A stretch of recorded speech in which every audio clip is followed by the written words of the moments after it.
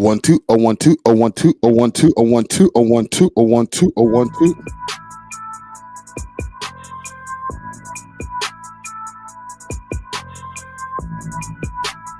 We back.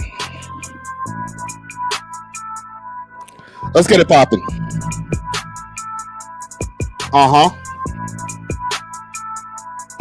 Let's get it. Hit that like button. Let's get this shit popping, man. Jeez. Late night, find me, I'm cruising, nigga. It's time to flip. 4 a.m. You're calling the phone and you can't find your bitch. My niggas by what we born and still the grimiest. Find me 6 feet in the casket or you gon' find what's going down? Line of brick, stick at this creeping, they trying to find we got a lot to discuss today. Stick their nose in my business and they gon' find the sticks. Find my bitch grinding way harder than what you trying to get. Mine is swift, fine is swift, niggas kill you for mine shit. I'm a legend, everything real, nothing pretend. Version married to the money and power, we don't attend weddings. When I get to cooking, exactly is when the beat's set in. Hot cold, straight to your dome is where them heat set in. Guillotine these niggas for real, we fucking beheading. Niggas got the game all twisted, they using cheats setting. Whip sped up, tucked up Beretta, more than the seats is leather. In the trunk, 30 to life, you never seen. Cheddar Street, nigga, entrepreneur, you never see me let up. Cabinet sheets, goose pillows, plush to help me dream better. Less you walk the yard fire in the rain, chat, you never seen whether niggas fix their eyes on my chain. The nana gleam, better cream, get a stack it up, back it up in the cream. Cheddar pull up when the beef come to life, we leave the scene. That a really nigga, I got a bitch, I make her scream. Better plan a mean, set up that pussy, will get your team. That's that late night driving music, money making grinding shit. 666 savages, niggas flip over mine shit. Niggas grimy, stick up the plug for that Kasami shit. Niggas grimy, stick up the plug for that Kasami shit. That late night. Let me start the Instagram live over here, man. A little exclusive. You know, some old shit. We back at it, man. We back at it, man. It's your boy Friday Ricky Dread. Another live for your head top. Let me know if my mic is sounding good. Comment gang strong. We are back at it. We got a lot of things to get into. Salute to all the people who are popping up over here on Instagram. Salute to all the people who are over here on the YouTube. All right. Let's go through the list of topics. Top 5 is pulling some of the old school moves that he used to do from before. We're gonna do all of this old school, this top 5 and Drake stuff off of the top of the of this live. Okay. Drake also has reignited the lawsuit or filed a new lawsuit or whatever. We'll go through it and get the bones and the meat and potato paws of whatever is going on here. And I'm going to say something as far as the title of this video here. After this, let me know in the comments if you're just burnt out of this Drake topics. You know what I mean? Drake news, Drake updates. It's just like every day there's some type of Drake thing going on the internet or on the timeline. So we're going to get all of this stuff after the beginning of this live, okay? And then no more topics about Drizzy for the rest of the live, all right? We're doing that. Also, the boy Cameron, he goes off on Jim Jones. He went crazy the other day, and actually not too crazy. And Cameron has been acting pretty mature, so I want to go over what his back and forth with Jim Jones as well as with Elliott Wilson. We're going to talk also about the missing black kids in Toronto, okay? I know it hasn't been a story that's been highly publicized on a lot of these news outlets, but I want to get into it and some of the news outlets that have covered it, and maybe we can do a little bit of a deep dive to find out what's going on with these missing black children going on in Toronto. We're going to talk about Honcho Hoodlum as far as his trip over there in Jamaica. Can Moula first make a comeback? All right, we're going to talk about that as well. We're going to touch on the LA fires, but I want to touch on the prisoners who are helping to fight these LA fires. Okay, salute to everybody who's out there fighting the fires. Condolences to anybody who's lost lives or lost family members, pets, whatever. But we're going to definitely get into it. And Doug Ford, he's still standing on business. So we're going to definitely get to our civic duties as well. Make sure to spam the chat if you have any topic that you want me to get into or any topics that I forgot to put on the list here. And for the people on Instagram right now, we are live on YouTube, youtube.com/We Love Hip Hop Network. Let's go. Let us go. All right. And excuse it's a little bit hot in here for some reason. Got a lot of lights in here. You know what I'm saying? Let me make sure I'm centered. Everything's good. Comment gang strong.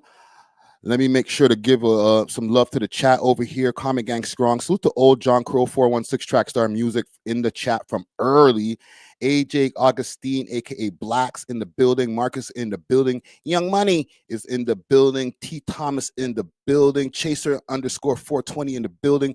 Dirty Mind in the building. He says, too much Drake bitch moves Friday. Working overtime to spin narratives. Good soldier. Oh, come on, bro.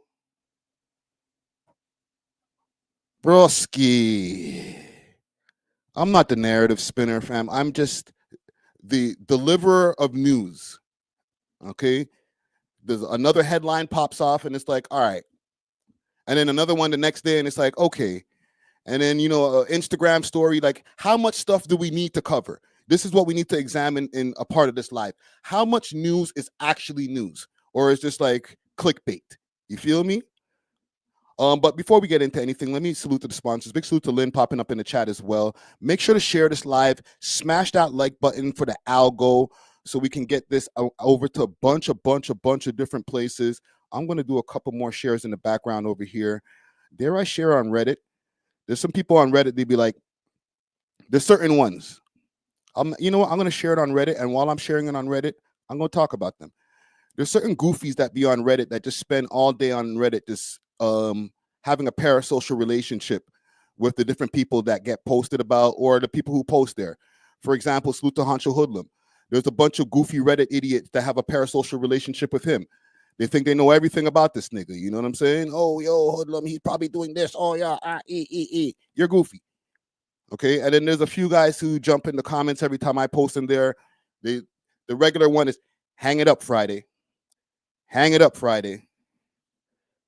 You're goofy. And guess what? I'm not doing it. So, I don't know. You can keep on saying it. Triple time say it in the comments. Hang it up Friday. I'm not doing it, bro. I'm just not doing it, fam. It's way too fun. You know what I'm saying? Contrary to what people believe, I'm doing great. All right. We get paper doing this. It's not some thankless business that we doing out here. So anybody in the Reddit who thinks that we down bad, suck a dick. How about that? Let me show y'all some stuff before we get into saluting the sponsors, because I want y'all to put some love on something for me, please. All right, let me pull up some stuff. Big salute to Peace Love popping up in the chat. Easy Fecta popping up in the chat. Listen, man, we out here consistent. Who would you tell to hang it up if I wasn't here consistently every week? Because you can't tell those other niggas hang it up. They hang it up every month. What are we talking about out here?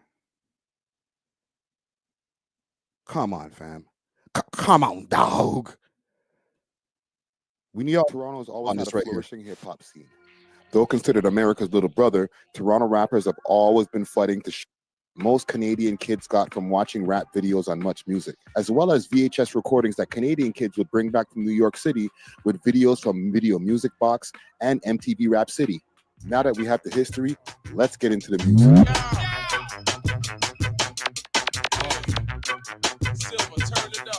Starting with Cardinal Official Bacardi Slang. Y'all go turn this up, please. Top 5 Toronto slang anthems. Now's biggest song to date is Dangerous, featuring international former inmate and non-city builder Akon. Bacardi Slang was the song or tune that, for me, put Cardi on the map. The song was a direct response to American naysayers saying that Canadian rap was a carbon copy of American rap. Cardinal, being of Jamaican heritage and a real Toronto man, decided he needed to lead the charge. With the beat produced by longtime collaborator and now community activist Solitaire, the song became a major anthem in Toronto clubs in the early 2000s. Bars like, we talk about cutting and hitting skins, we talk about that's a popular slang that Americans were using at the time, and what we actually say here in Toronto for the people worldwide who didn't know. The next song on our list is a Toronto classic that currently sits at 12 million views on YouTube and 16 million streams on Spotify. Pangs and Tutu, Griselda Blanco. CLE, Top Goons, Mario, Choclair, Let me ask y'all a question. while we're doing this review here, just a quick review. We're not going to spend too much time on this. Did I get the songs right? Did I get the songs right? So the songs that I put in here for the top 5 Toronto slang anthems were, let me just start the poll here. So I started with Bacardi slang for the old school, obviously, okay? And then we went to Pengs and Tutu, Griselda Blanco. From there, it went to Come Outside by K Money. From there, we went to Mo G and the late great Smoke Dog Still. And last but not least, Snow Day featuring Drake, Wagwan Delilah. Did I get them right? Let me know. Pengs and Tutu both hail from the east end of Toronto in an area called Scarborough, more specifically Chester Lee. This is a low-income, high-crime community that the guys in the neighborhood nicknamed CLE. From the hook of the song, Pengs makes it clear that when they talk about CLE, they're not talking about Cleveland. Free the dogs and the demons. Take a trip to the east end. CLE, not Cleveland. Coupled with lines like, She won't work on the Reds. Tell the dumb bitch shut up. She said she. You know what that little cloud out was there? That was some ass getting smacked in there. I couldn't really show that there.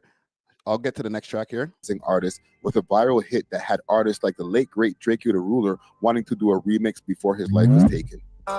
Just come on side. These niggas say they gang bang, they don't come on side. K-Money's smash hit Come Outside has been played in clubs all over Toronto as well as the UK and the US, and played at the Toronto Raptors and Maple Leafs games. Released in 2017, the song here. The thing is with this Toronto slang anthem thing or documentary, it's more than just spotlighting these songs here. I'm also trying to give education on certain words that people might hear us use, or the way that we, the slang and the way that we talk, and giving lyrical or word breakdowns and just even the origins of where the words came from. I've seen some people in the comments saying, yo, bro, yo, wallahi, and all that stuff is Arabic. It's not Somali. I know. But Somalis, Muslim, what else? They speak Arabic, no? Or am I stupid? Let me know. I know obviously they have their own language, but like they also speak Arabic. They read the Quran in Arabic. They're using Arabic words. Like, come on, man. Stop being nitpicky on Ricky, bro. That's crazy. Right? Cheesin'. Well, I like Sprite says, what's cheesin'? Use it in a sentence Friday. Let me see. What a nigga say? You sound like you're cheesing, fam. I'll be at a new Ho King with a blammy, Crody. You happy? I think Kendrick used the sentence right when he was doing his little raps there. WAP instead of chops to describe drug transactions. We slap it up, bang, bang, bang. That's the I. That's the IE, mainly used in describing someone getting shot or in some cases robberies. Another real Toronto line in this song is, I'm on side, wallahi. oh, yo, all of this talk about Kendrick Lamar, yo, it's got me cheesed, fam. Cheesing is different. Cheesing is like, why are you grinning so big? You know what I mean? Why you cheesing, fam? Like, yo, what's so funny over there? Why you cheesing? Why are you cheesed is different. Okay? Like, listen, man. Actually, let me take that back about Kendrick. You used it wrong. Cheesing, fam. You're trying to make like, yo, why are you so pissed? You're supposed to say, why are you cheesed, fam? Cheesing is a different thing. Why you got all 53 teeth out, bro? What you cheesing at, bro? Common Gang Strong. Am I wrong about that? Am I doing the proper phonetic breakdowns of our slang here?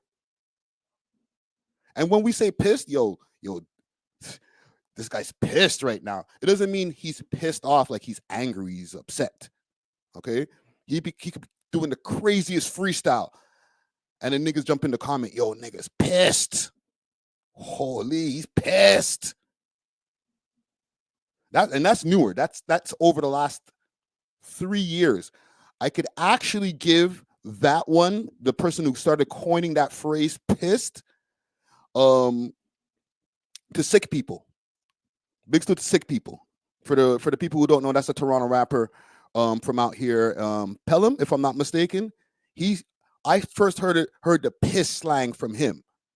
Right? But listen, the other people will claim it. People are gonna chop my head off Friday. No, come on, bro. What are you talking about, bro? Yeah, you know that's Moula first who started the piss talk. Like, listen, bro. I just heard it first from sick people. You gon' get shot by Mr. Wallahi. Wallahi. Come outside. Wallahi. You're gonna get shot by Mr. Wallahi. Wallahi, as explained earlier, is Somali slang for on God. So that's where people are like, yo, it's Arabic for on God Friday. Yo, what are you doing? Like, shut up, man. Like, stop talking now. Like, come on, bro. Stop it, man. Stop it, 5. The direct translation, wallahi, is an Arabic expression meaning I swear to God, and used to emphasize the truthfulness and sincerity of a statement. In my opinion, with the prominent Toronto slang terms, as well as the general virality of the song. Are you guys like is this like a request, like a DJ request? Like, Friday, use this. What about this? What about Moss? Use it in a sentence. Like, we're not doing that. We have other things to do today, man. I think Come Outside is the perfect candidate for our list. Salute to K Money. Now, we can't make a Toronto slang list without mentioning one of the most Toronto songs of all time.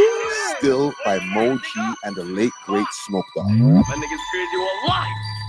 We still by the plaza, still moving product, moving lava. The song was released in 2015 in the beginning of the new Toronto wave. Both men repping one of Toronto's most dangerous hoods and the first housing project built in North America, Regent Park. With Moji having Somali descent and Smoke Dog of Jamaican descent, this made the perfect Toronto man combination. Now, the song itself is definitely a Toronto classic, and the video itself sits at 6.5 million views at the time of this recording. Adding that to the 4. Right, okay, let's get to some of the slang. The rabba, we talked about the rabba. Was a statement that Toronto urban culture understood immediately. As far as the rabba, the Toronto-based convenience store chain Rabba Fine Foods was founded by Jack. Hold on. Y'all want a translation? Here we go. We'll use the word still in Toronto slang. Based on Jamaican influence, the word still is often used in the end of a sentence to emphasize that the statements made in the sentence is an ongoing matter or that things said remain consistent.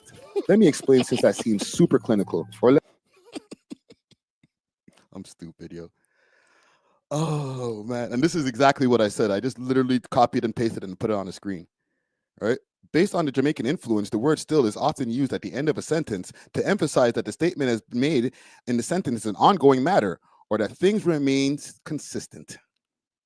It is an ongoing matter or that things said remain consistent. Let me explain since that seems super clinical, or let me use still in a sentence, Toronto style. Yo, fam, I'm going on road to handle a few things still. Don't the end of the sentence.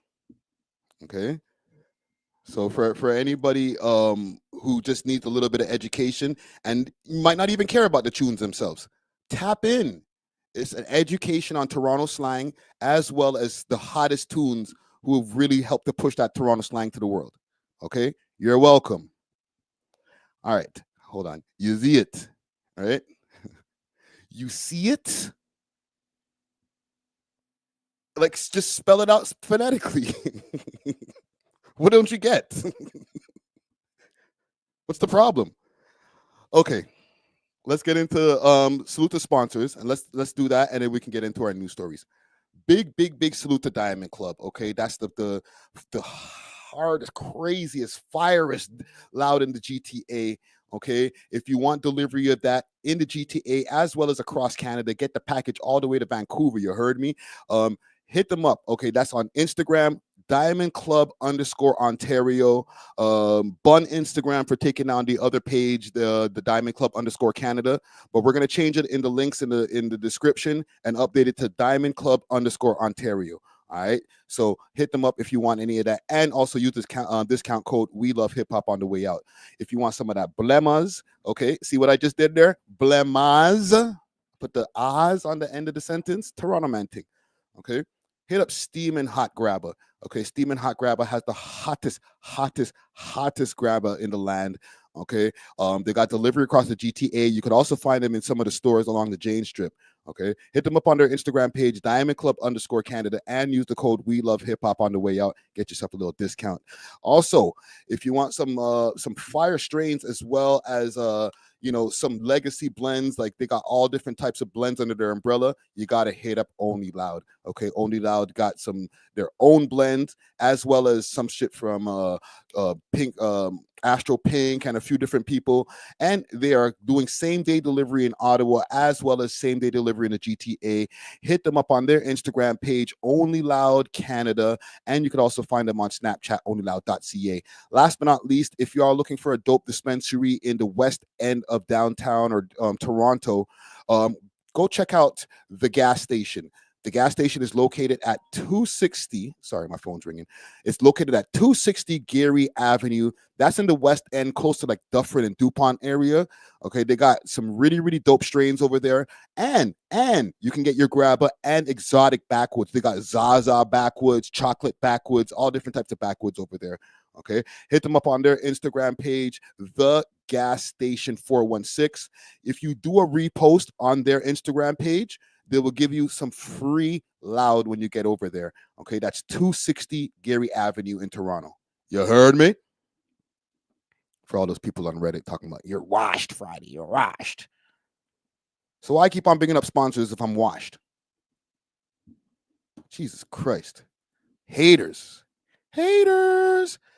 Okay, so what do we get to first? Let's get to all of this. Like I said, all of this top 5 stuff, not even the top 5 stuff, because top 5 has been kind of staying out of the way for the most part.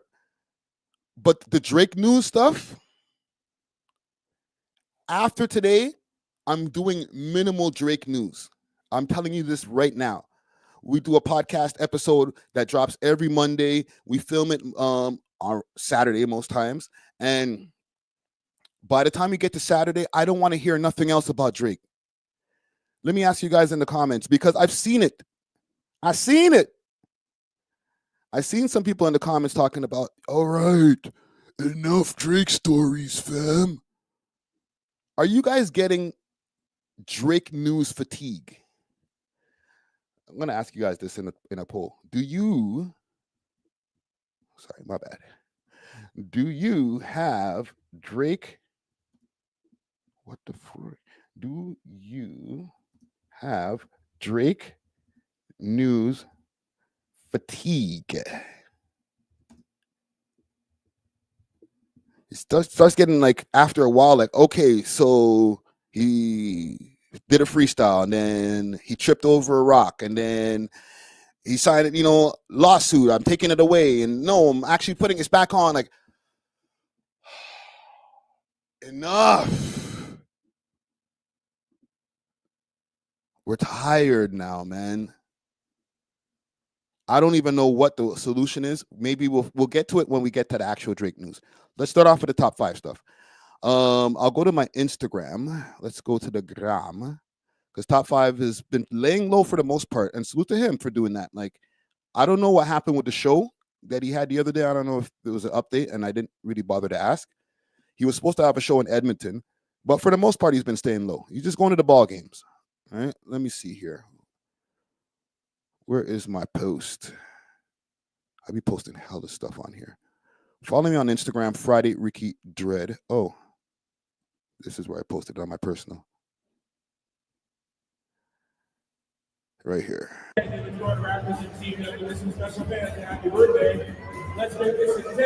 I actually might have a better link than this. Let me see if I can find a better link. Let me go on Reddit. Let's switch the page, because I have a better view of this. I'm telling you, top 5 just back. He's been back on his, I'm just posting with ball players. I'm not Drake's main shooter. I'm not all that stuff that people are trying to pin me as. I'm just me. I'm just posting with ball players. That's all I do now. Don't paint me in that light.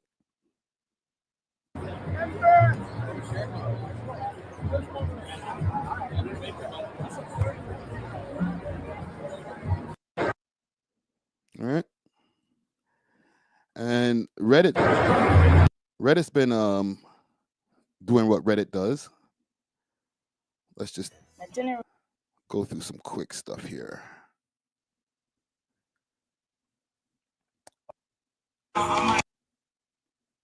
So there's this post here. And listen, Comment gang, help me out with this, all right? Because I don't be knowing who all these basketball player guys are. So who's this? Let me know in the comments. For any time I post another ball player, listen, for all I know, the nigga could be a football player. Let me know who these people are, because I don't be knowing who these people are. I gotta be honest with you.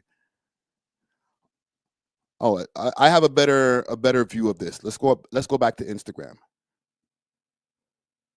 Jason Tatum. So what is he, a ball player?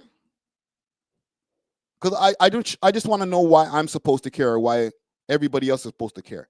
And it's not no diss or anything like that. It's just, so here we go.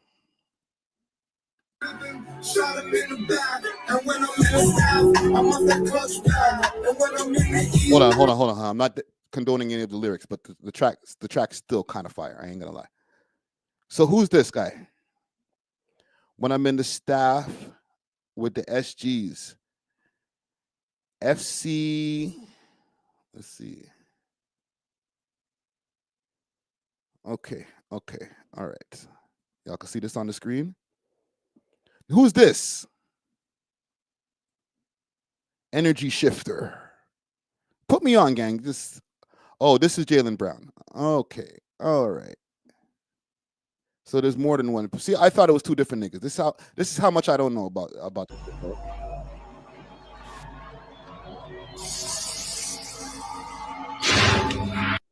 Okay, there we go.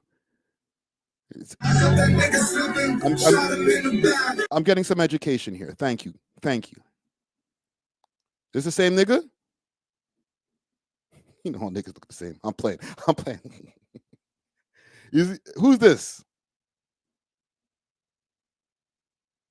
Who is this? Is the same guy? Because the other picture was in the dark. I'm not even playing. The other one was like in the dark, crazy. Let me know, comment gang.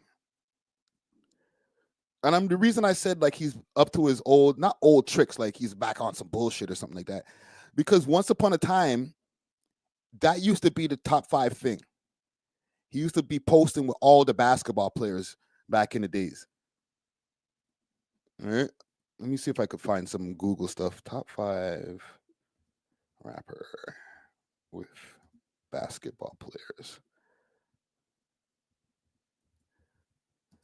Remember that? That used to be his thing. You know what I'm saying? Maybe he's trying to revamp a new thing. Sorry, Google doesn't have anything for me here. But that was the old top 5 moves. Let me just take mad pictures with basketball players. I think that's it for the ball players. So as far as this whole thing with the academics and the signing thing, I asked academics the other day. All right, I'm gonna be transparent with my audience. I asked Act the other day, when you gonna talk about this 25 million with the Wassas, or are you gonna talk about it? I got a response, of course. To this day, correct me if I'm wrong. Lamar Lashley says, hold on, what? Sidney Crosby? Don't do that, bro. I'm not that dumb. I'm not that sports illiterate. You know what I'm saying? Oh, is that Sidney Crosby, the hockey player? Peace Love says 25 million in Jamaican dollars. I ain't going to show you the DMs, but the man said, of course, I'm going to talk about it. So, when are you going to talk about it, bro? I haven't heard anything since. The man's done 2 live streams. He's back in town. He said nothing. Right? We're acting like it's crickets around here. So this is what I need to know about. I need to know, one, what's going on with this this record deal? Are we expecting any songs anytime soon? And to be honest, there's nothing really to report about.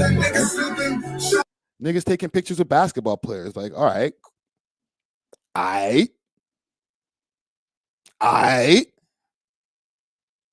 Who gives a fuck? I told y'all the other day, I'm going to be honest in 2025. These are non-stories. This is why this is the end of the story. There's nothing else to really report on it. Who gives a...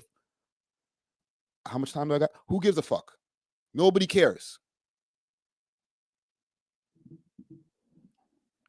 Anywho, let's move on to other things that people are over. This Drake stuff. Let's just get into it once and for all, and then we're done with it. So there's a few things that we're going to have to cover when it comes to this Drake stuff. You know what? I might have something in here for this. Hold on. I do. Hold on. Let's do this.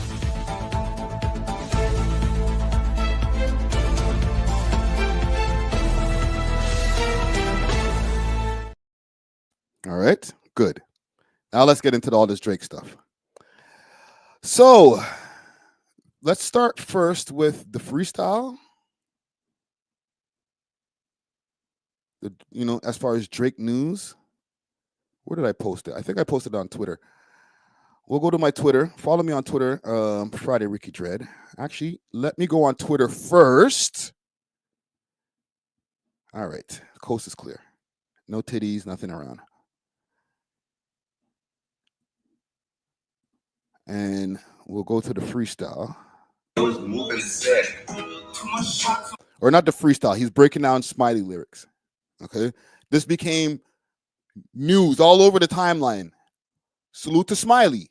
I love it. I love the fact that he keeps on pushing Smiley, and they have a song that might be or is on the way. Beautiful. To make it get messy, make it get to a Michael Vick. Like I never. You changed the 6, of course. Did your plug show you 30 glizz in the fucking condo? Where? What exactly? You guys never been nowhere. You guys never been Fort York Ice, none of that. You guys crazy. That held me down up in Toronto. Doing NFL football numbers like the leaguers. Not gonna lie, the song sounds fire still. Did the race so much times I had to fix the bumper. Are you crazy? Fucking TPS is ramming into my man's whip, dog. What the fuck? I had to fix that. That's crazy.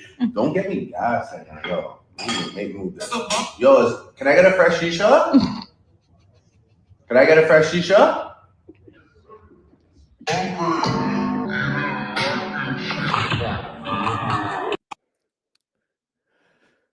So good. It's good promo. I'm not gonna hate on that. All right. I'm not a hater. And listen, I'm in Toronto. I don't have a relationship with the boy, but I talk to him behind the scenes every once in a while. But I think I'm one of those people who are a little bit more objective. Maybe that's why y'all mess with me. Salute to academics. A lot of people give him a lot of flack. They try to say, yo, you're way too compromised. The boy don't even mess with you like that. And you always find a way to defend this nigga. I'm here to tell y'all, okay, salute to Smiley, and I like that. But brethren, you have to stay off social media now, brethren. Stay off of social media, dog. It's too much.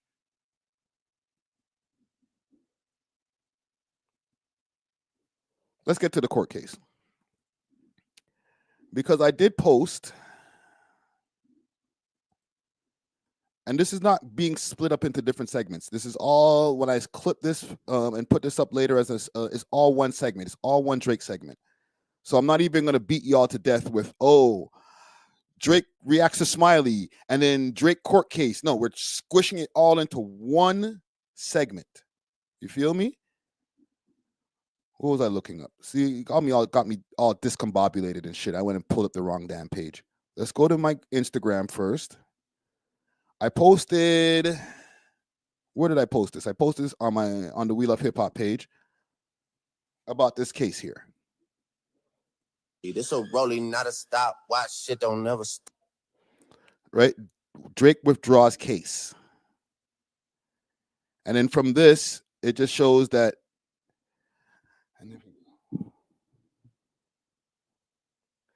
this is the case versus Spotify as far as the RICO thing that was going on.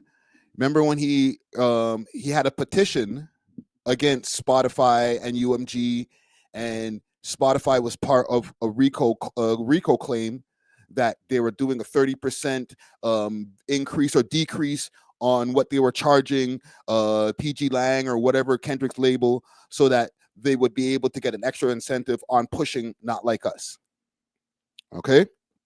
He backed off of that lawsuit.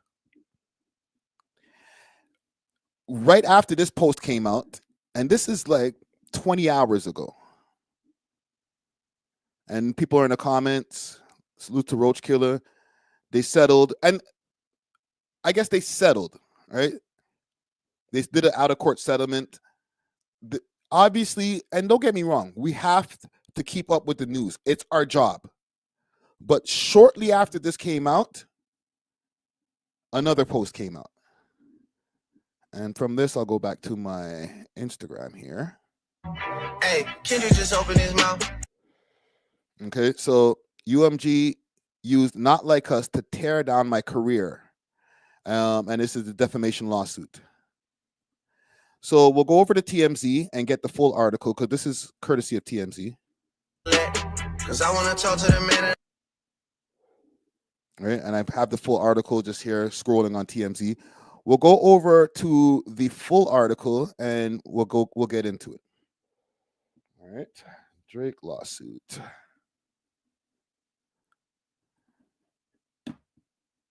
All right, and I'll pull this up on the screen so y'all can see what I am looking at.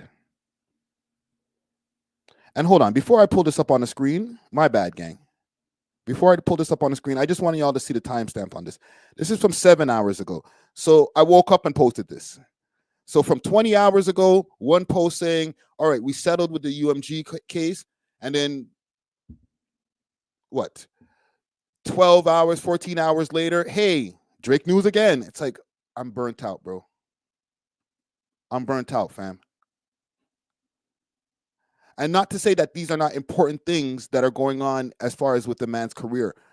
But at this point, everybody knowing what's going on is getting a little bit too much, in my opinion. So let's go over to TMZ. Let's get this off of the screen. So Drake used, according to Drake, UMG used Not Like Us to tear down my career, sues label for defamation. Now, 1 p.m., a spokesman for Universal Music Group tells TMZ not only are these claims untrue, but the notion that we would seek to harm the reputation of any artist, let alone Drake, is illogical. We have invested massively in his music, and our employees around the world have worked tirelessly for many years to help him achieve historic commercial and personal financial success. Throughout his career, Drake has intentionally and successfully used UMG to dispute his music and poetry, to engage in outrageous back and forth rap battles to express his feelings about other artists.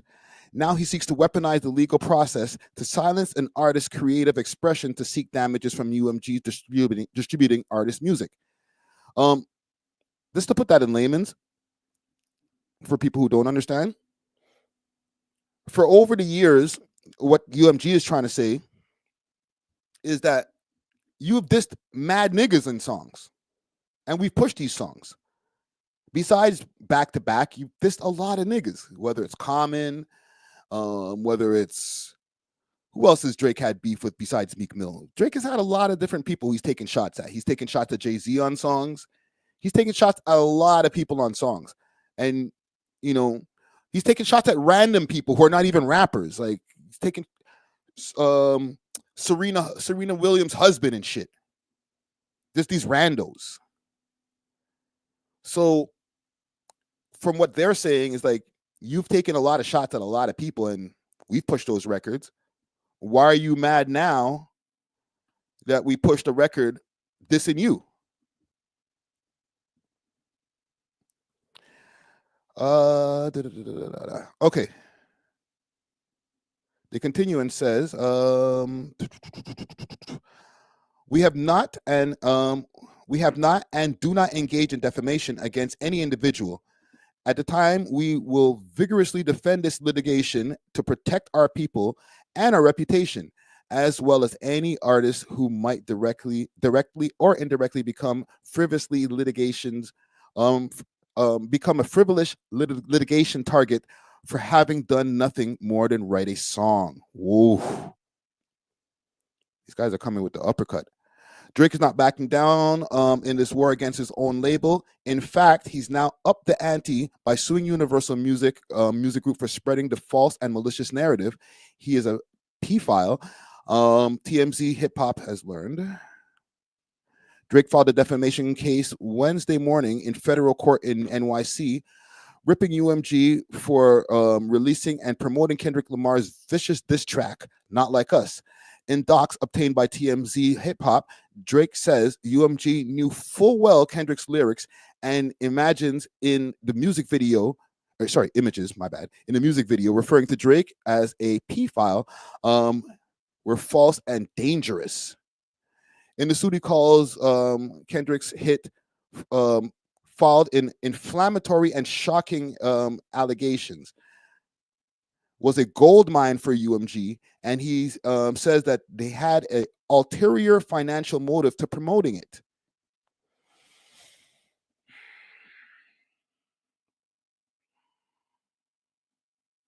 What do y'all think, gang? Before I continue this article here. Because yes, I don't think he's wrong when it comes to the label having an ulterior motive to promoting a song, but they always have an ulterior motive. It's making money. They want to make money. That's their ulterior motive when it comes to everybody. They just want to make money. The labels don't care about the culture. Newsflash. The labels don't care about hip hop and the preservation of hip hop and stuff. They're like, oh, this song's popping. Okay, put some more money behind this song so that we can make some more money. That's all they care about. Unfortunately, yes, I do understand. With that being said, you're pushing a song that's calling a man a PDF file, which in turn could be defamation of character. But it's in song form. I'm super conflicted about this because I mess with Drake heavy, but I'm not messing with this, man. Drake claims let's continue. Drake claims his label is doing everything it could to pump up Not Like Us because it knew it would devalue his music and brand, and therefore give UMG leverage in future contract negotiations with Drake. And that's the crux of the whole thing, right? It's the one, and we'll get back to it. Let's continue, okay? And we'll get back to that. Keep in mind, Drake's last UMG contract signed in 2022 was a blockbuster deal worth a reported $400 million. Drake says he got bots receipts to show just how far the label went to turn Kendrick's song into an anthem. According to the suit, UMG paid a third party to use bots to increase the song stream by at least 30 million and engaged in a pay-for-play scheme with at least one radio promoter. Ooh. Now that's completely illegal. You know you can't do the payola anymore. Hold on.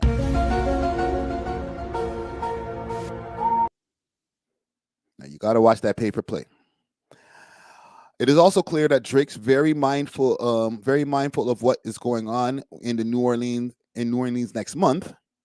In the suit, he claims UMG was on getting Kendrick's Super Bowl halftime gig, so the song could be performed at a massive stage, which he calls one of the most significant and viewed cultural events of the year. We got to wonder if the NFL and Fox, which is airing the Super Bowl, allow Kendrick to use the P-file lyrics when he performs. Interestingly, Drake isn't going to directly after Kendrick in the suit. In fact, he says this lawsuit is not about the artist who created Not Like Us. It's instead entirely about UMG, the music company that decided to publish, promote, exploit, and monetize the song, which knew he contained false claims. As for the how the song put Drake in danger, he points out since Kendrick dropped this mega hit, there has been multiple shootings at his near his Toronto mansion, near his Toronto mansion. My bad. One of which ended in one of his security guards getting shot. Oh, snapperoo! Wait. Are we connecting the shooting to the Not Like Us now?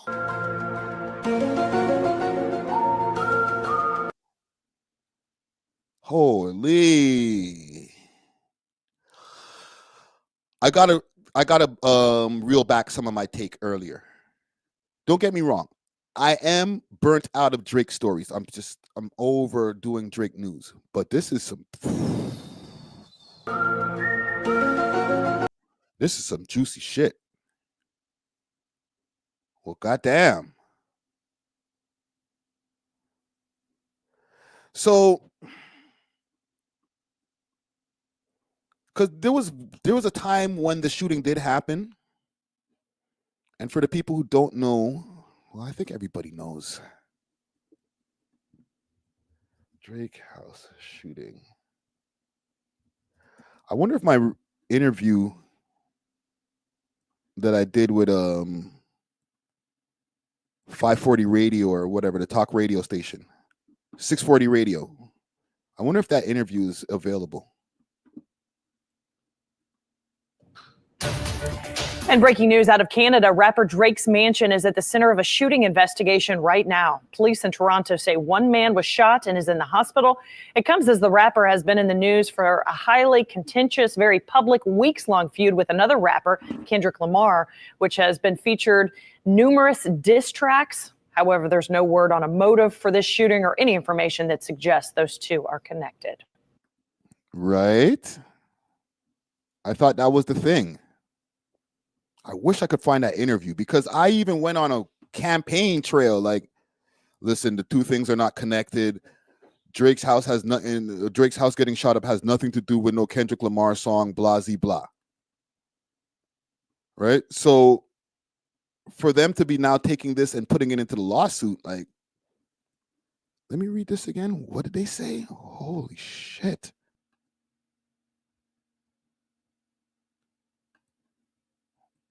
Somebody said, Friday's mind blown. Yes. Okay, right here. So as far as how the song put Drake in danger, he points out that since the song dropped, the mega hits, there's been multiple shootings at or near his Toronto mansion. Since this mega hit dropped. And don't forget, there was somebody who, I think it was Hello Yassine, he just posted today about the people that were trying to do some underground tunnel to get over to the man's yacht. So now because it's in a lawsuit. It's not even, we're just speculating, we just podcasting. No, this is inside of the lawsuit that's being alleged that the song made Drake unsafe. Yo, this song is powerful, man. Holy shit.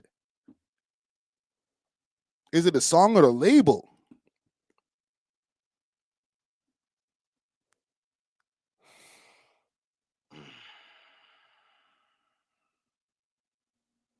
Let me think about this for a second, gang.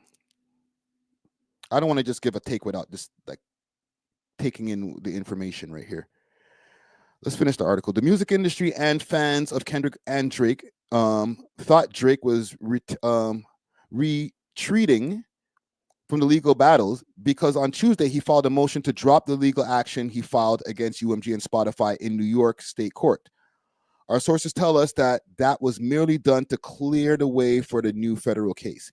So what I showed you guys before, they're saying, he got the big case coming. And in this case, I guess they're saying directly, you guys push Not Like Us. You knew Not Like Us was going to be pushing me as a P file. And you made sure to benefit off of Not Like Us calling me a P file. What I'm confused about and what's irking me is it about the song or is it about the label? Because if it's about the label, and I know people have said this over and over again, but we can't deny that those same exploitive business practices, maybe underhanded, maybe even payola type stuff, is the same type of shit that he was benefiting off when he was beating Meek's head in.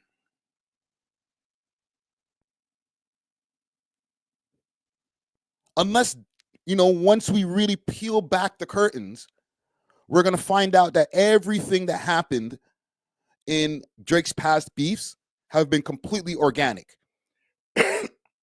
Because that's what the record label is trying to say. Like, bruh, no, we did the same shit with you. They're not trying to say, and this is just from what I'm getting from the article. We still have to get to the actual case itself. But from what the article is saying, they're saying, listen, bruh, we did the same shit for you. They're not saying, no, we never do shit. They're saying, yeah, we play dirty, but we play dirty with you too. So what's up?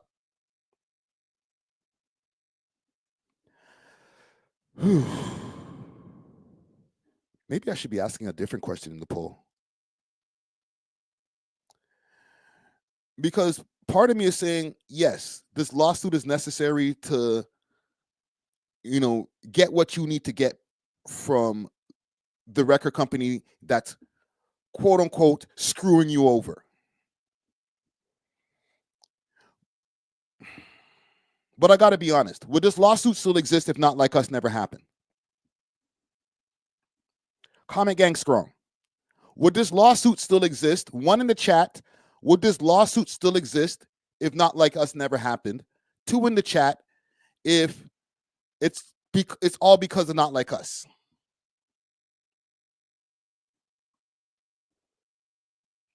Because you got to keep in mind, prior to Not Like Us, and I understand that Not Like Us is the catalyst of this. Yes, you guys have used Not Like Us to defame me and push down my character. But a strong part of me is saying, like, you guys have always doing this. You guys being the record companies.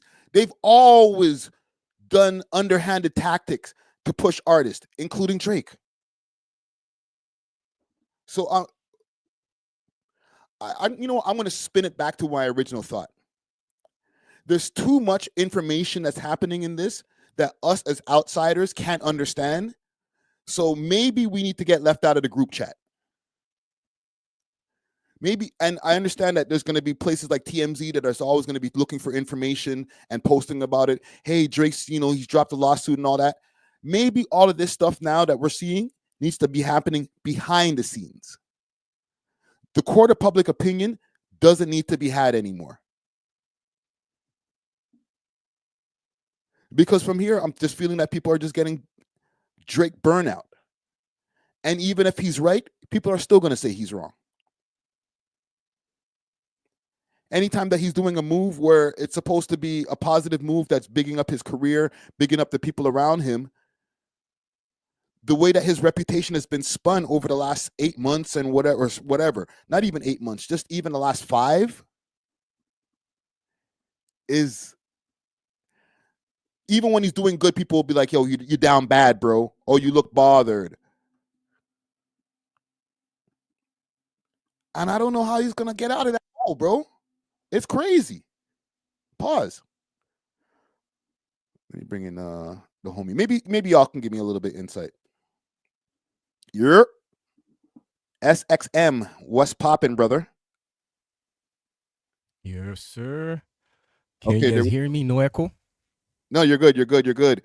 What are your thoughts, bro? Okay, let me ask you a couple questions. First, let me ask you first. Do we need to know about this? Or should this be all behind the scenes at this point? Yes. We need to know about this. This has to be transparent because there's new people trying to get into the music game, and the label game is changing nowadays because all the labels right now, you might see an artist that seems independent, but now the label game is, let's hide the fact that we're pushing these artists. You know what I'm saying? So the label game is changing because if Drake cuts, guess what? All his organic growth is leaving with him. Right. Okay. Now, what are your thoughts on the case? This is a W for Drake, and that case would have to happen because we got to a point where the label, like, no one wants the label to make money because we don't need the labels. Right. We don't need them anymore. So this would, in the future, it would have to have happened because, like, they're negotiating. Drake wants more money because he is worth more than what they're paying him, right? Okay. So that's all I'm saying. So why is his profit going to fund Kendrick's bots? And that thing with the Google Home, I can't lie, that's true. One time I asked Google to play one of my tracks. They played Not Like Us. Really? So it's all about this, because right now the music game is changing. So, okay. Timing and all of that. You're sorry, you're cutting out a little bit. Let me ask you a question. Because don't get me wrong. I'm not trying to defend the label. The labels are pieces of shit. Yes, expose them as much as you can. But I'm talking about with the amount of Drake news that we've received over the last 6 to 8 months. Is there a better way of handling this rather than, because don't get me wrong, I defend him going up against the label, but the fact that we know so much about it is not making them look great. And a lot of people are kicking his back in because of these moves. People are calling him a rat, bro. The thing is, we need transparency because the label is going to be finessing the next big artist. And this is the problem with this label industry. Like, did you know that Studio of Legends is a label partnered with 10K Projects, which is a label that is owned by Warner? I did not know that. So yeah, I sent that on your Discord, bro. I texted you, I spammed you, broski. No, I seen you talking about it, but like I didn't get to go into put deep it on dive. Torontology. I put it on Torontology. I did a deep dive and I found out a lot of things. That Studio Legends is literally like a label. Whoever artist goes through there right now, South 4 Time, all these artists, they're under UMG. They're under. Or you're under Warner. You're talking about. I mean, yeah, they're under Warner. My bad. They're under Warner. And why am I saying this? Is because we need transparency. Because this whole time, I'm thinking these niggas are paying for the studio time. I'm thinking these niggas have this. Nah, they don't. So we need transparency. And I beef Sadboi. I made a whole video about the downfall of Sadboi because she rebranded. Her name was Ebony. And now she deleted. Once upon a record, she's still under that deal. They have the label still has her on this website as Ebony because like the music's still making the money and all that, but she signed with a new label. What website? What label? Let's look it up. Yes, sir. You can just click. I'm on Google. Google the downfall of Sadboi. I'm the only one who made a video on it.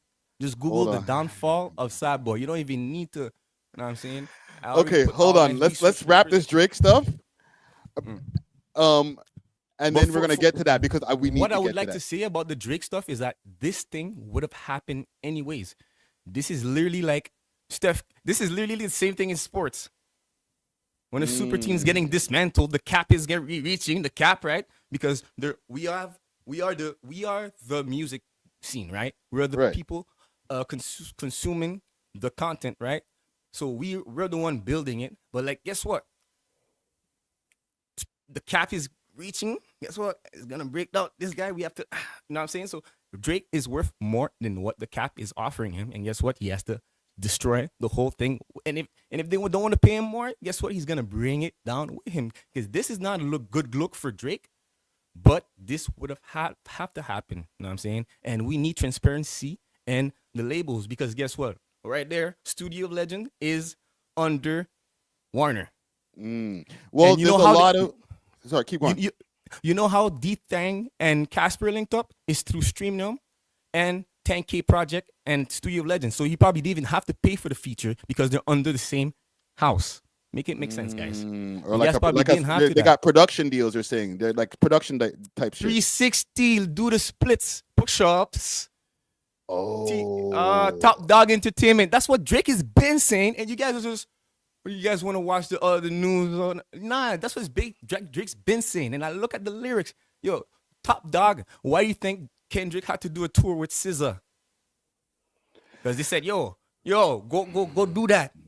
Yo, guess what? Taylor Swift? Nah, fuck your album. Taylor Swift, go make that track with Blood. Go make that track with Taylor Swift. We need that. You know what? Okay, you know what? Yo, D-Thang, go link up in Toronto right now. You're not making numbers. Casper, stream them. Yeah. Tell Casper, wake up. We got good news for him. Videos, boom, boom, boom. And then guess what? $0 because it's all through distribution. They keep 100%. So, okay, to bring it full circle, you're saying that from Drake exposing the business practices that the labels have, it's going to help to expose some of the stuff that we have going on here that it seems like it's organic or it seems like it's independent. However, it's actually being backed by big business. Backed by big business, and this is false advertising. This is why I'm not against it, because it is putting the Toronto scene up. But guess what? When the money is done made, do you think they're gonna put more money in D-Thing's pocket or Casper's pocket? None of them. It's not even a none D-Thing. of them. They're not gonna give none of them more like, money. They're gonna screw both artists. Whoever is popping in the whole lineup. It goes from, it's a chain, it's a pyramid scheme that everyone knows it's a pyramid scheme. It's like sports. The cap gets, LeBron's like, yo, guys, I need more money. I got you 3 rings, right? I want that much more. I seen your numbers. Those $1 billion people that are giving the checks, how much they're getting. Think about it. Drake is big, but how big are the people paying Drake? Yeah. Well, they're and LA is taking over. LA is taking over Toronto music scene right under our eyes, and there's one blog. Hold on. Let's stop that. Okay, let's stop that narrative. What LA songs are taking over the Toronto music scene? The one LA, artist? Studio of Legends. They took over all those. You know what I'm saying? They're under 10K management. They're under Warner. Yes, but they're not pushing a bunch of LA guys on us, and they're not pushing no LA guys. They're masking themselves as a smaller company to put money in these studios and these and that and taking all the rights to them. Like the other day, I Sav 4 times just dropped a song at 6, right? Yesterday, that second I got an email, yo, copyright, Warner. It didn't say Studio Legend. It didn't say Sav X. It didn't say Team East. It didn't say DeVille Music. It didn't say Streaming Them. It didn't say. It said Warner. That's it. Warner. That's all I have to say. Okay. Well, let's get to that. All right. Salute to Drizzy Drake. I'm gonna ask. I asked in the poll here before we get off of this topic. Do you have Drake news fatigue? And this is to the audience asking if they're over Drake stories. It's a 50-50 split. So from there, I got to listen to the audience. I'm going to tread lightly on what I decide to make Drake stories. This is definitely a good story that needs to be covered. But as far as like if the man trips and stubs his toe, I don't care, bro. You know what I'm saying? Like it's just too much coverage of the same people kind of thing. You know what I'm saying? But let's get to your video because I have it loaded up here. For the downfall of Sadboi, and then that will correlate because I'm hating on Sadboi for the same thing. What? Why, fam? What? I need to ask you that before we get into the video. Right now, I'm literally retracting what I said because I'm hating on Sadboi, but I'm not hating on the other labels that are masked that are not like, you don't know what I'm saying. And I gotta ask you also before, like, do you have a personal issue with these artists? Because you be on their head tops crazy. Like I see you, bro, on these internet streets, bro. You're on them, bro. Yo, you should go to Montreal. And what I do to Montreal to these Montreal guys? You should go to Montreal and see. The X and SXM is for exposing, bro. Holy. Some of these artists that I'm even talking about right now, even all the Studio Legends, Lil Drench, all these guys. Like they follow me, I show them what I found and things like this. So I do talk to them under the scene, and I'm not there not tagging them. You know what I'm saying? When I talk, I'm gonna tag you. So yeah. So they ain't mad at you. Is Sadboi got at you? Sadboi, no. Plush got mad at me though. Still. Hello everyone, welcome to Underground Nation Music Podcast. I'm your host here, SXM. My voice is getting a little bit better since the Simple Plan concert in downtown. In a beautiful vlog, beautiful show, keep the intro. No cap. Writing original music at 11.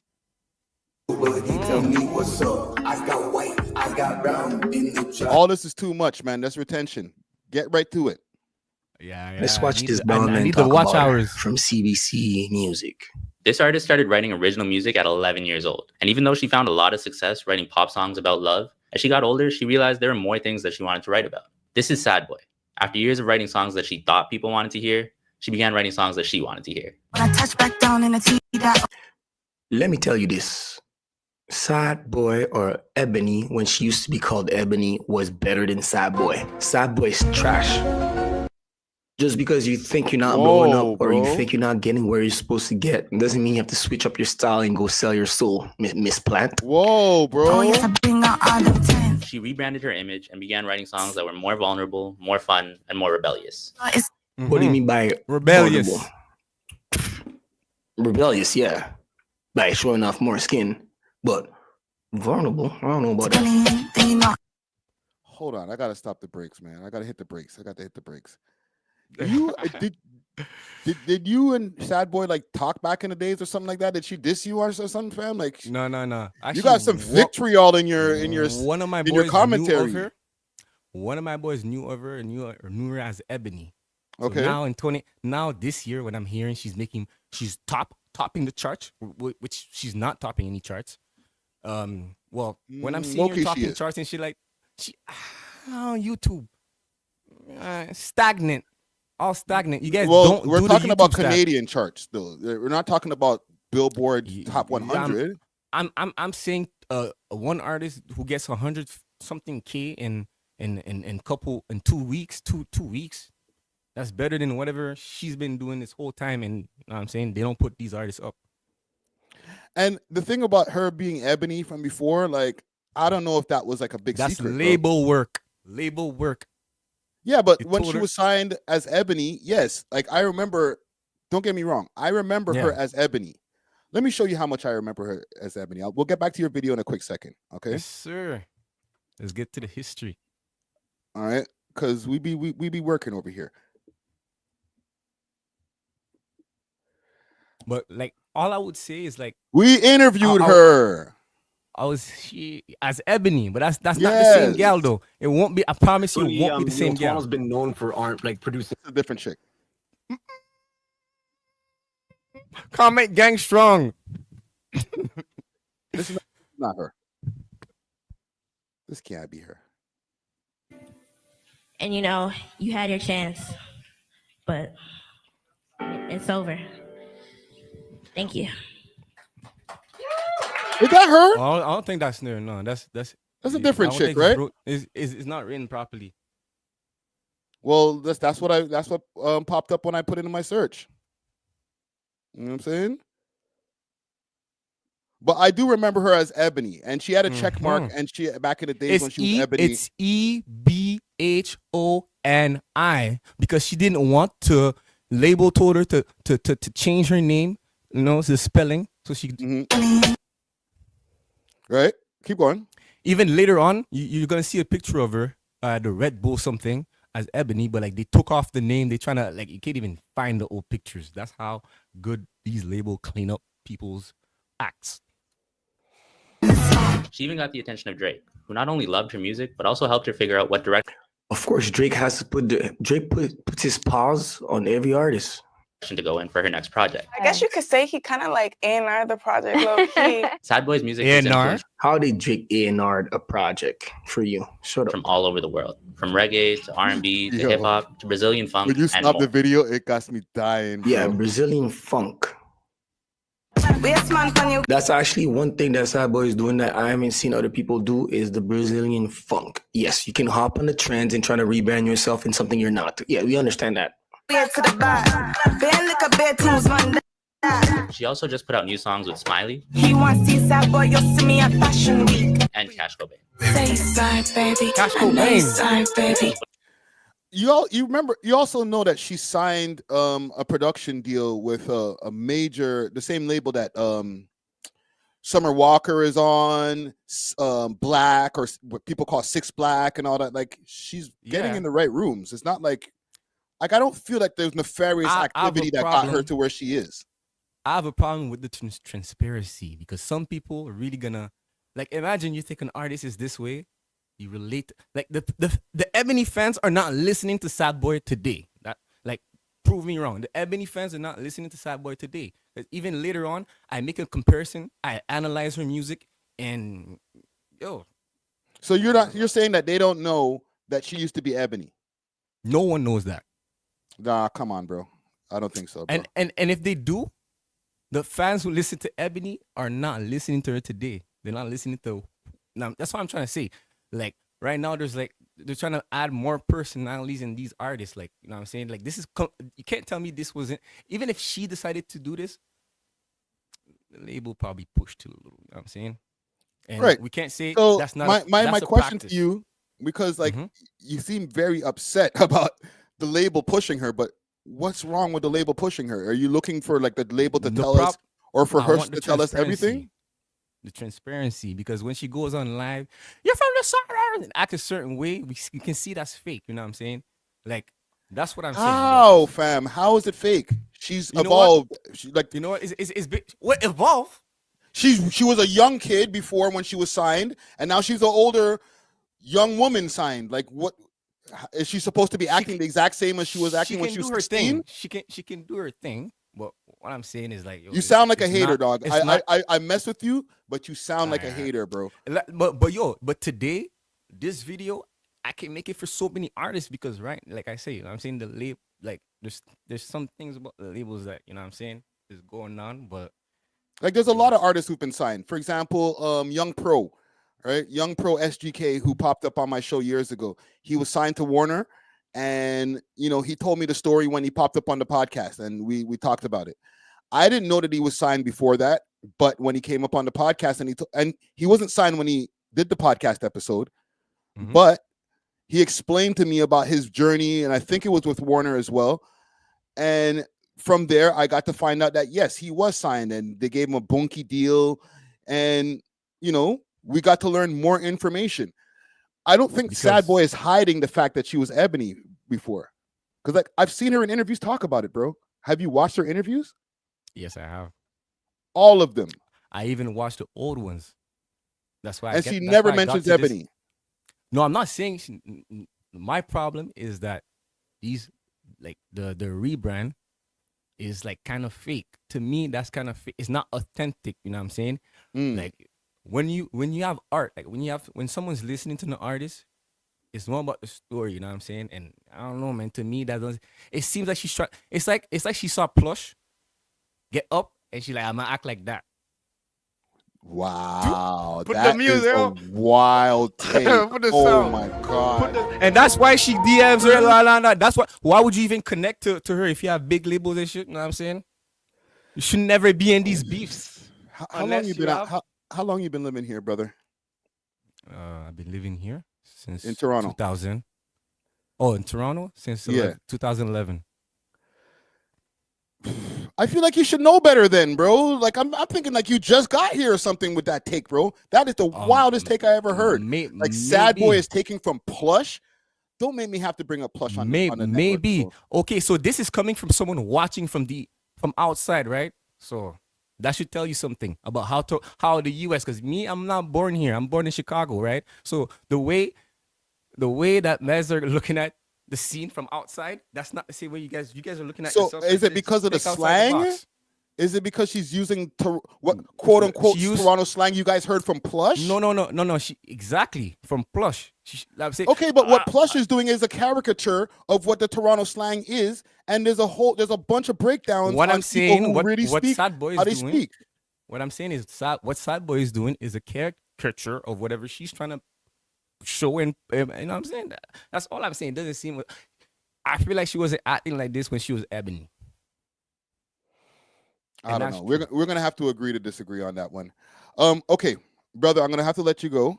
I want everybody to go and check out the video, The Downfall of Sadboi. Y'all can go make your own assessments from there. But more importantly, before I cut, y'all check out these deals going on with the Studio of Legends being under having, you know what I'm saying? Like when the reason why I'm saying this is because no blog is talking about this. You know what I'm saying? When a artist, when a label signs an artist, his IG post is this and that. But how come when Studio Legends links up with 10K Projects, who has D-Thing, who has Ice Spice, who has Anime, who has all these big artists, why is it not a big post to reveal? So, oh man, yo, let's celebrate this deal, right? Yeah. I don't have a problem with it, but it's just like, why not be transparent like before? No, I hear you, bro. I understand the transparency. You know what I'm saying? I respect it. You know what I'm saying? But yeah, man, we'll tap in soon, bro. Go check out Yeah, one love, one love. SXM's YouTube channel and go check out this video that I have on the screen, The Downfall of Sadboi, and y'all make your own assessments. Right now, I'm banned, so I have to wait a week or two. Oh, Lord. We'll talk behind the scenes, brother. Yeah. Bless. Salute to SXM, man. That boy crazy. Yeah, I guess, you know, just more transparency is what he and a lot of people want, right? Listen, I've seen a lot of people who've been signed to deals that have been like little trash backdoor deals. These labels will try to sign these artists for like 30 racks in Canada. Okay. So I can understand where people are like, yo, what do you mean this person has a check mark? When Sadboi was Ebony back in the days, she had a check mark on her Instagram page and it had like, I think like 8,000 followers. And I said to myself, how you get a check mark? But then through a little bit of research, it was like, okay, you're signed, you got a deal. And to me, it's obvious. If you have under 10K followers, and this is back before you could buy check marks. This is way before you could buy check marks. Okay, I seen the check mark on her Instagram page and I said, okay, a label is involved. Same thing with other people who have had independent deals. Salute to Pillar B. He's got a deal with One Records.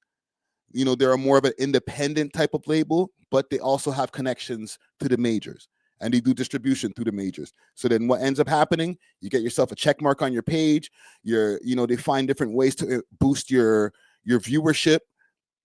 They might even ask you to do some things with your image so that they can sell this shit. Because in the end of the day, it is the music business.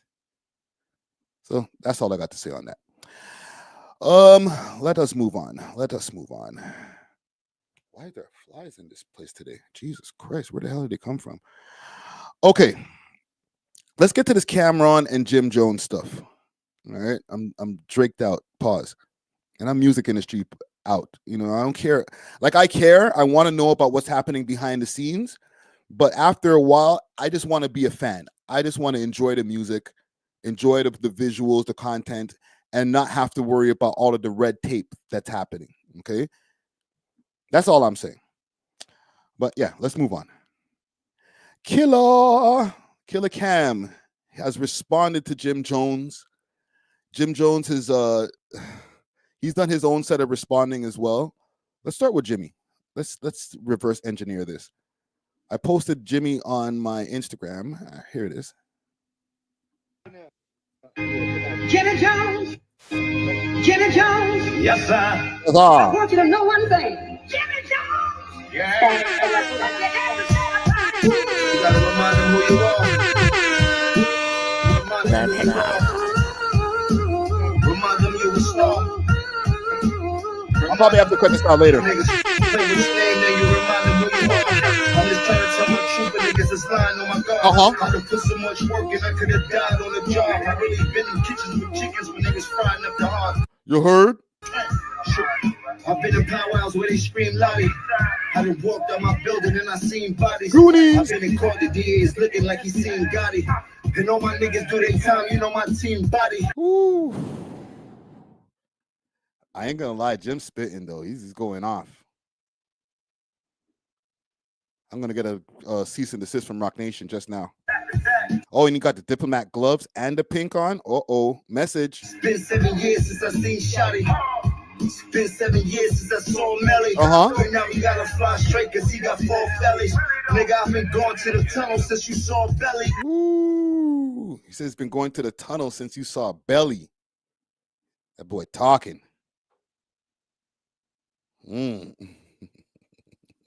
Franklin Frazier said this is weak Friday. For real? Y'all ain't feeling Jim. Pause. No homo. I done been through the most. Niggas talking about we fake bloods. I had to spin for the coast. You've been through the most. Niggas talking about they fake bloods. They have to spin for the coast. All right. Big Chill says Mace taught Jimmy how to spit. Pause. No homo. Shit, that was 20 years ago. I was just slim with a toast. Niggas talking about they outside, but they put everything on the post. You said they talk about the outside, but they put everything on the post, bro. Pause. No, shit. We not jacking that. It's not a place that we go there. We not packing that. You know we flip this whole shit like an acrobat. And everything that you owe, I'm coming back for that. Shit. So what more you want to ask them? The niggas taught me how to rap and I went platinum. Oh. Niggas taught me how to rap and I went platinum. Kenny Jones. Capo. All right, so Jim Jones responded. And this is after the rant that Cameron had. I'm going to play the extended rant. Salute to Killer Cam. He went on his show. It is what it is. Big salute to Betha. Mason Betha. I have it in my history. Let me pull up my history here. Y'all can go through my crazy YouTube history with me.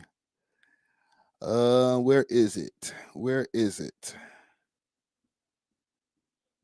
It's not that far back. Monday, where are we? It is what it is. I swear I watched this shit yesterday. Hold on. I'll find it. Here we go. Tell me, how great is it when you can watch one game? So let's get to... Actually, let's start it right before.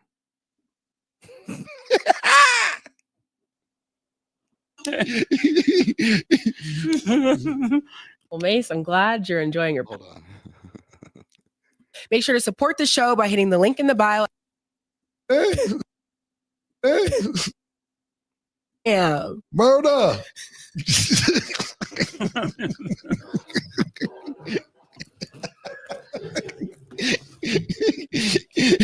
As an idiot.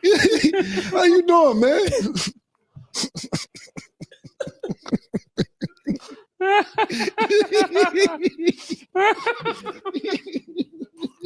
this nigga played. I spent time laughing just watching them laughing. Oh shit. What's happening? Oh man, this is stupid, bro. You gotta understand the way these mans are living. Like, this show is doing great. Let me show the view count on this. It's got 1.2 million views in 2 days. Cam is advertising pink horsepower in the beginning. He's rapping in the beginning and the intros. Mace is suited and booted up. Look, like, what kind of scarf is this? Look at the shades. Like, when they have all of this type of content that's coming in, especially off of the vacation, they're like, aren't we having fun? This is fun. Like, they're in a part of their life where they're not really worrying about rap and where am I getting my next check from. Like, what they're doing is working. All right. How was your vacation, man? How was your vacation? Mine was great. I saw snow for the first time. Let's get to it. Oh, you are not from Harlem. I did not grow up with you, my nigga. I did not grow up with you. Contrary to what you believe, I did not grow up with you. You are from the Bronx. Did your grandmother live? Did your grandmother live in Harlem? Yes. Did you come see her? Yes. Did I see you time to time? Yes. I did not grow up with you. You talk about dick ride now. That's where this old shit, I would have left you alone. I would have left the old shit alone. But listen, dick ride, do you remember how we met, nigga? Pause. Not met, how you got cool up? This is how this started. I want y'all to go Google Cameron 1995 freestyle. That man pulled up the receipt, bro. Cam's petty.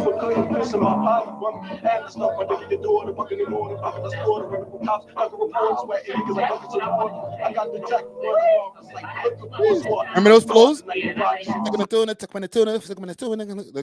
little quick flows, 1995 flows. Like some chip flu shit.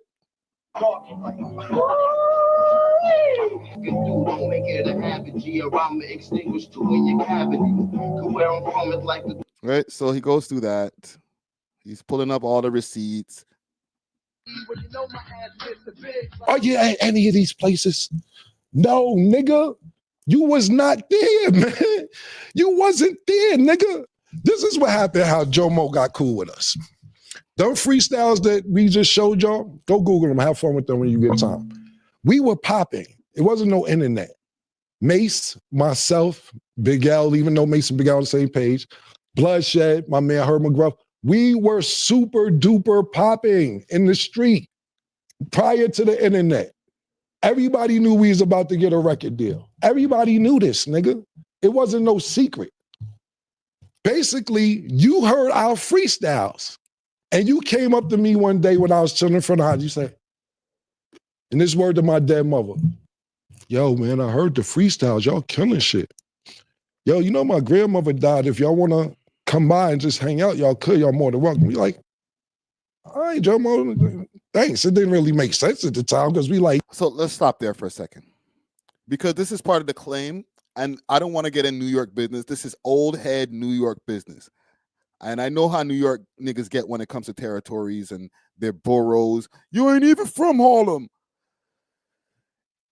If Jim was staying at his grandmother's house from when they were teenagers and using his grandmother's house basically as the hangout spot, aka the trap spot in some ways, and that's in Harlem, even though he's from the Bronx, does this not make Jim from Harlem?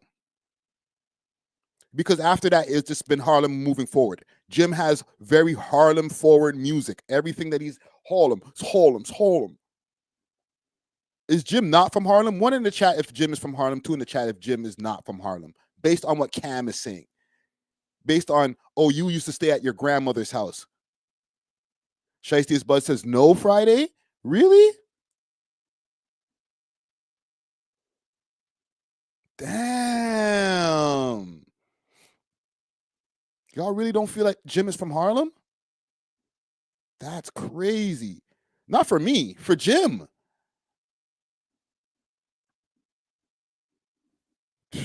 Old John Crow don't care. I don't care neither. I think the music is fire, but I feel like Jim has really been pushing the Harlem.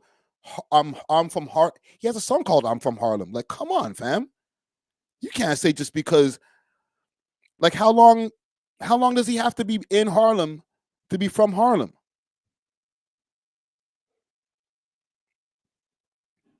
Oh, wow.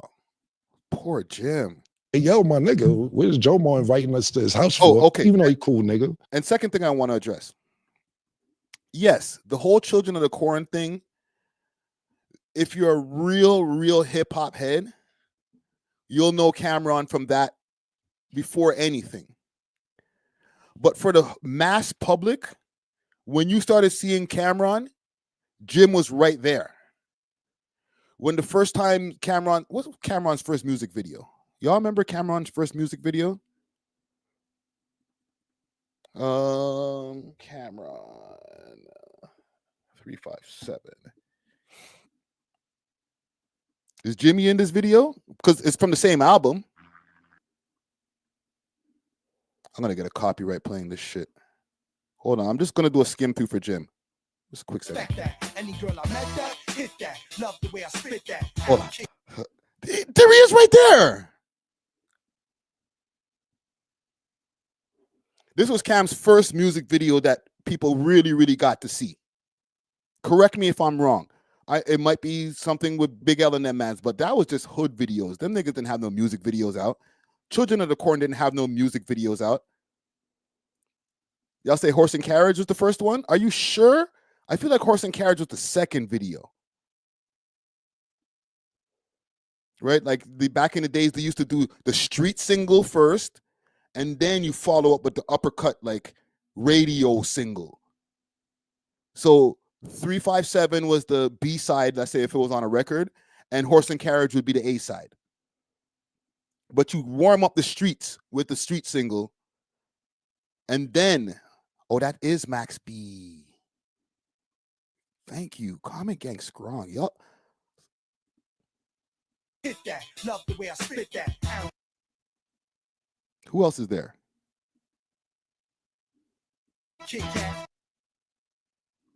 This nigga on the side looking at the camera. You're not supposed to look in the camera, bro.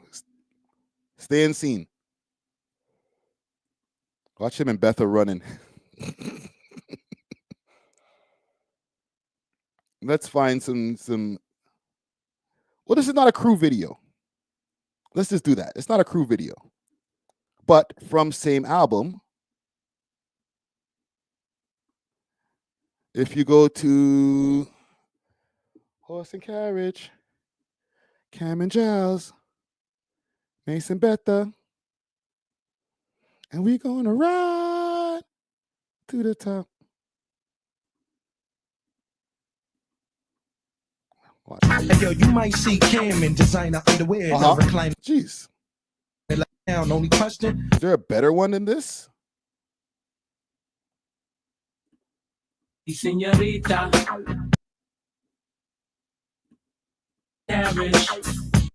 It's right here. Hit my jag. Seen a bellboy nigga, he can don't drop his back and rock the party. Till when? It don't stop and Where's the Me Too? The Me Too. up, cause you don't know.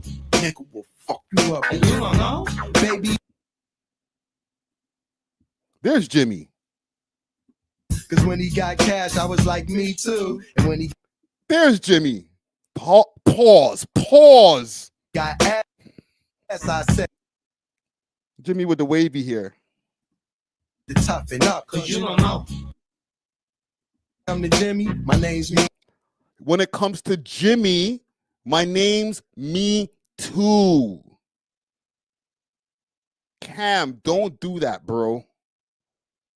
Don't try to rewrite history for the hip hop heads. Like, yes, he wasn't down with Children of the Corn, but don't act like the nigga wasn't there in the beginning of your career, bro. That is insane, bro. Don't try to rewrite history for the heads, bro.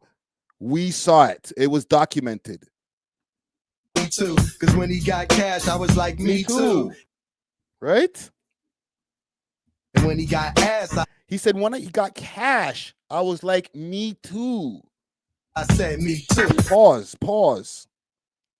And when he got the drop, I was like, me too. Don't do that. How you doing that to Jomo, bro? Don't try to write freaking Jim out of the story, bro. That's just not nice, man. My bad. Let's go back.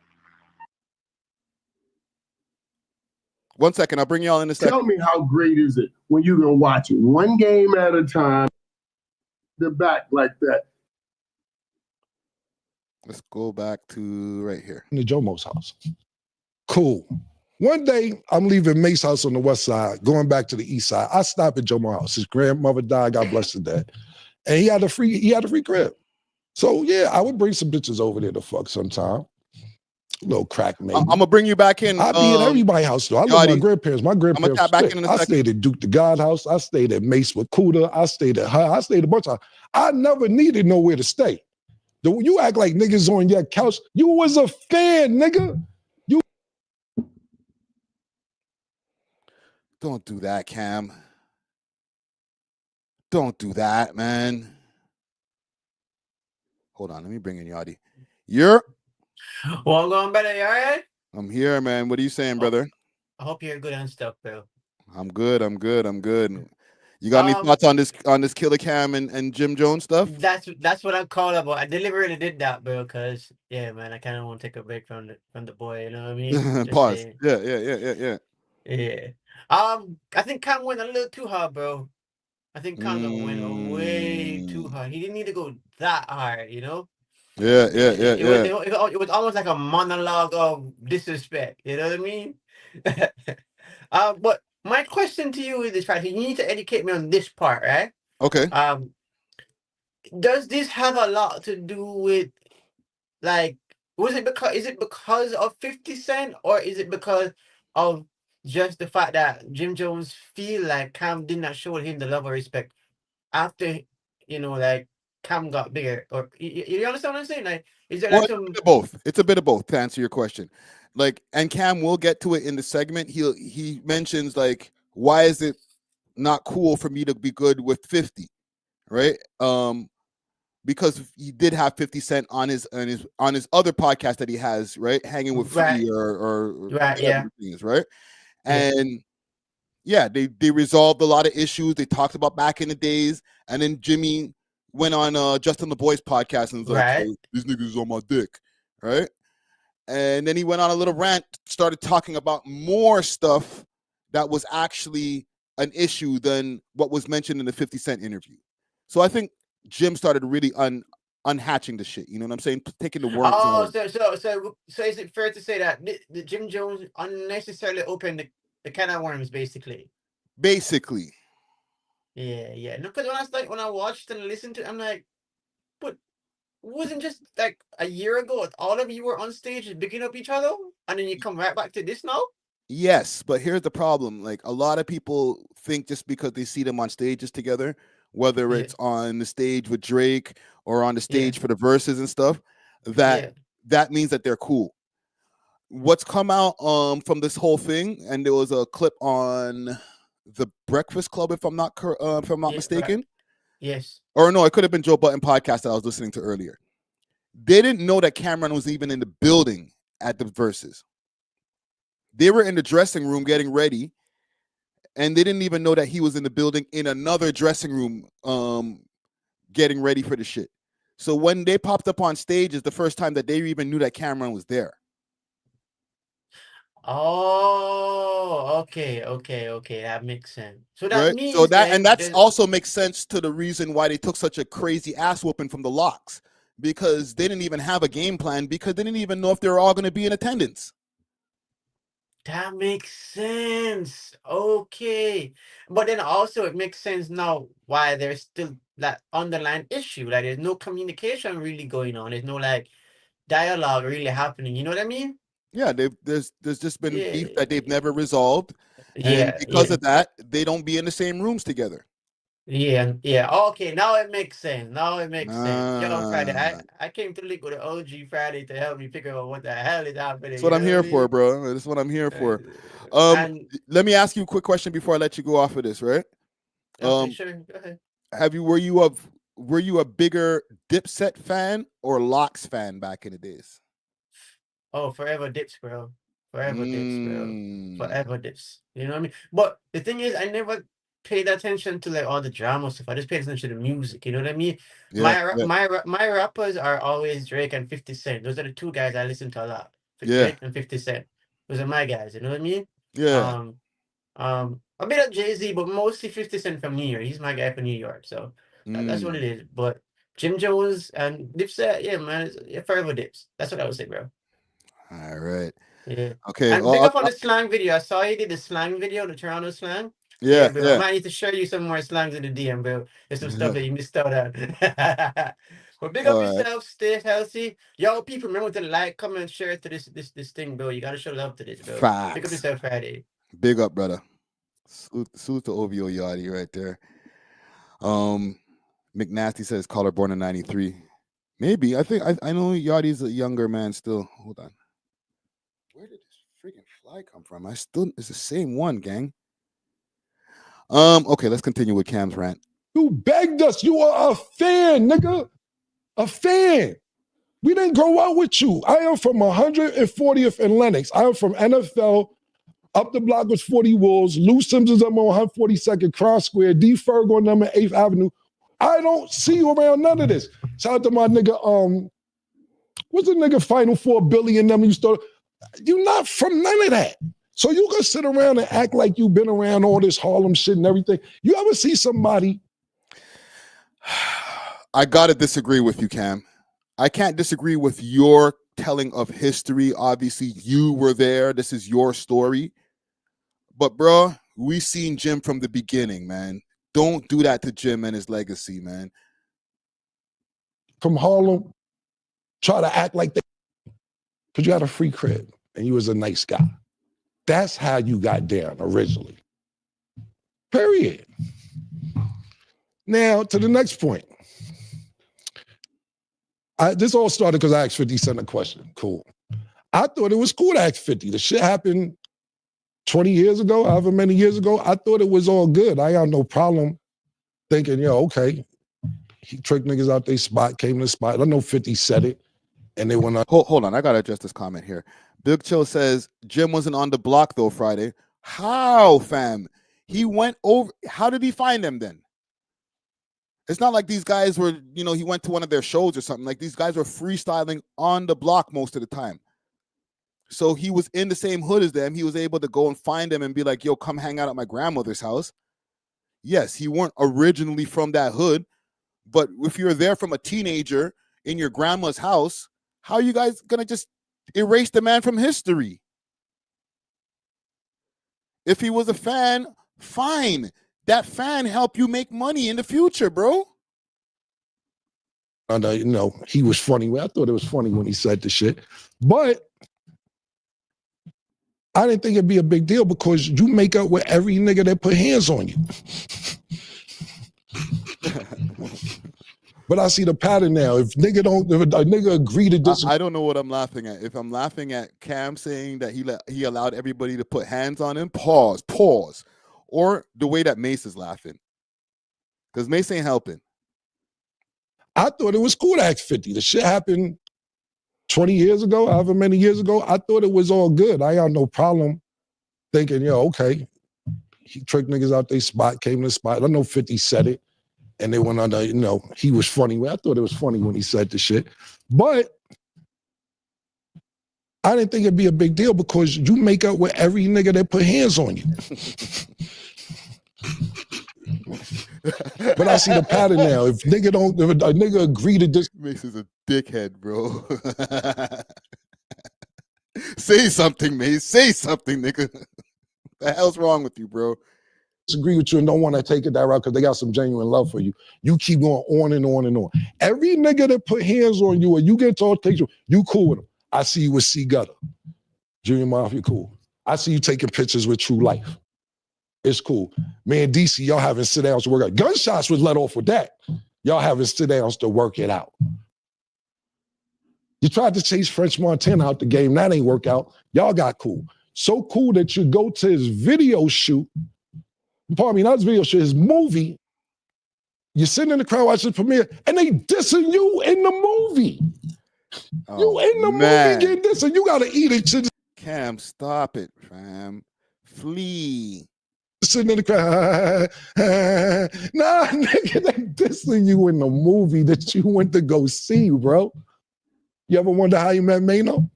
Ask him how you met Mano. Mano gone down. No, not the Mano story. I'll play because they cool now. He tried to press Mano one day because Mano first came out. He had a little record where he was saying, dissing the rappers. I don't know, he's dissing. He said nigga's name. So Jim Plus see Mano one day and was like, yo, what's up with all that saying my name? Man, say, who the fuck you talking to? Oh, you think I one of them niggas? You out your motherfucking mind? Now they the lobby boys. Every nigga that do something to put pressure on you, you sit there and work it out. But when niggas got a little genuine heart for you and all that, cool, that's the pattern. If they don't put him. You see, the thing is, what I don't like, and I'm going to show you guys something quick. Because Cam, the way that the energy that he has for Jim, and I understand they're brothers. He's going to have a different level of vitriol when it comes to addressing Jim Jones. But you got to treat Jimmy a little bit better, man. Jimmy be crying and stuff. Let me put Jim Jones crying. Jimmy emotional about this shit, man. Look how many things that pop up under Jim Jones crying. Right? People play with me, I get real emotional because I operate off emotions, as they know for all the times they've been with me. It's never been a time that I backed down from any situation in this world except God. And I've been up against 20, 30 deep by myself where niggas left me by myself. You heard? And I escaped those situations and come back and still give niggas high five. Let's do it. What we doing today? And you know, Jim, we never talked about that, about that situation. cousins go to jail for 5 years for this that didn't really have to be in jail for this. Fed time. But we take it on the chin like a soldier. Like, people don't understand what this diplomat shit was. Tears is coming on the man's eyes, bro. Why are you doing this to Jim, bro? Just tearing the man out of Harlem, bro. The man cried tears for you, fam. Look at this gang. Look at this man. Look at the emotions coming out of this brother, bro. Pause. No homo. Built about. I'll be watching the gram and I'll be watching these clowns and all these. But boy, if you really get to live this last 20 years that I lived, you would understand, boy. I put everything on the line for this. And I took it with a smile. Even when niggas doubted me, niggas down me, when I was on trial and niggas told me I need to take the plea. Take what plea? We don't take pleas, nigga. You heard? Come on, man. This saga of the Jim Jones Cameron thing. Oh, hold on. Tell me how great is it when you can watch it one game at a. I found something else I need y'all to see. People play with me. I get real emotional because I. Let me show y'all. This happened already 7 years ago.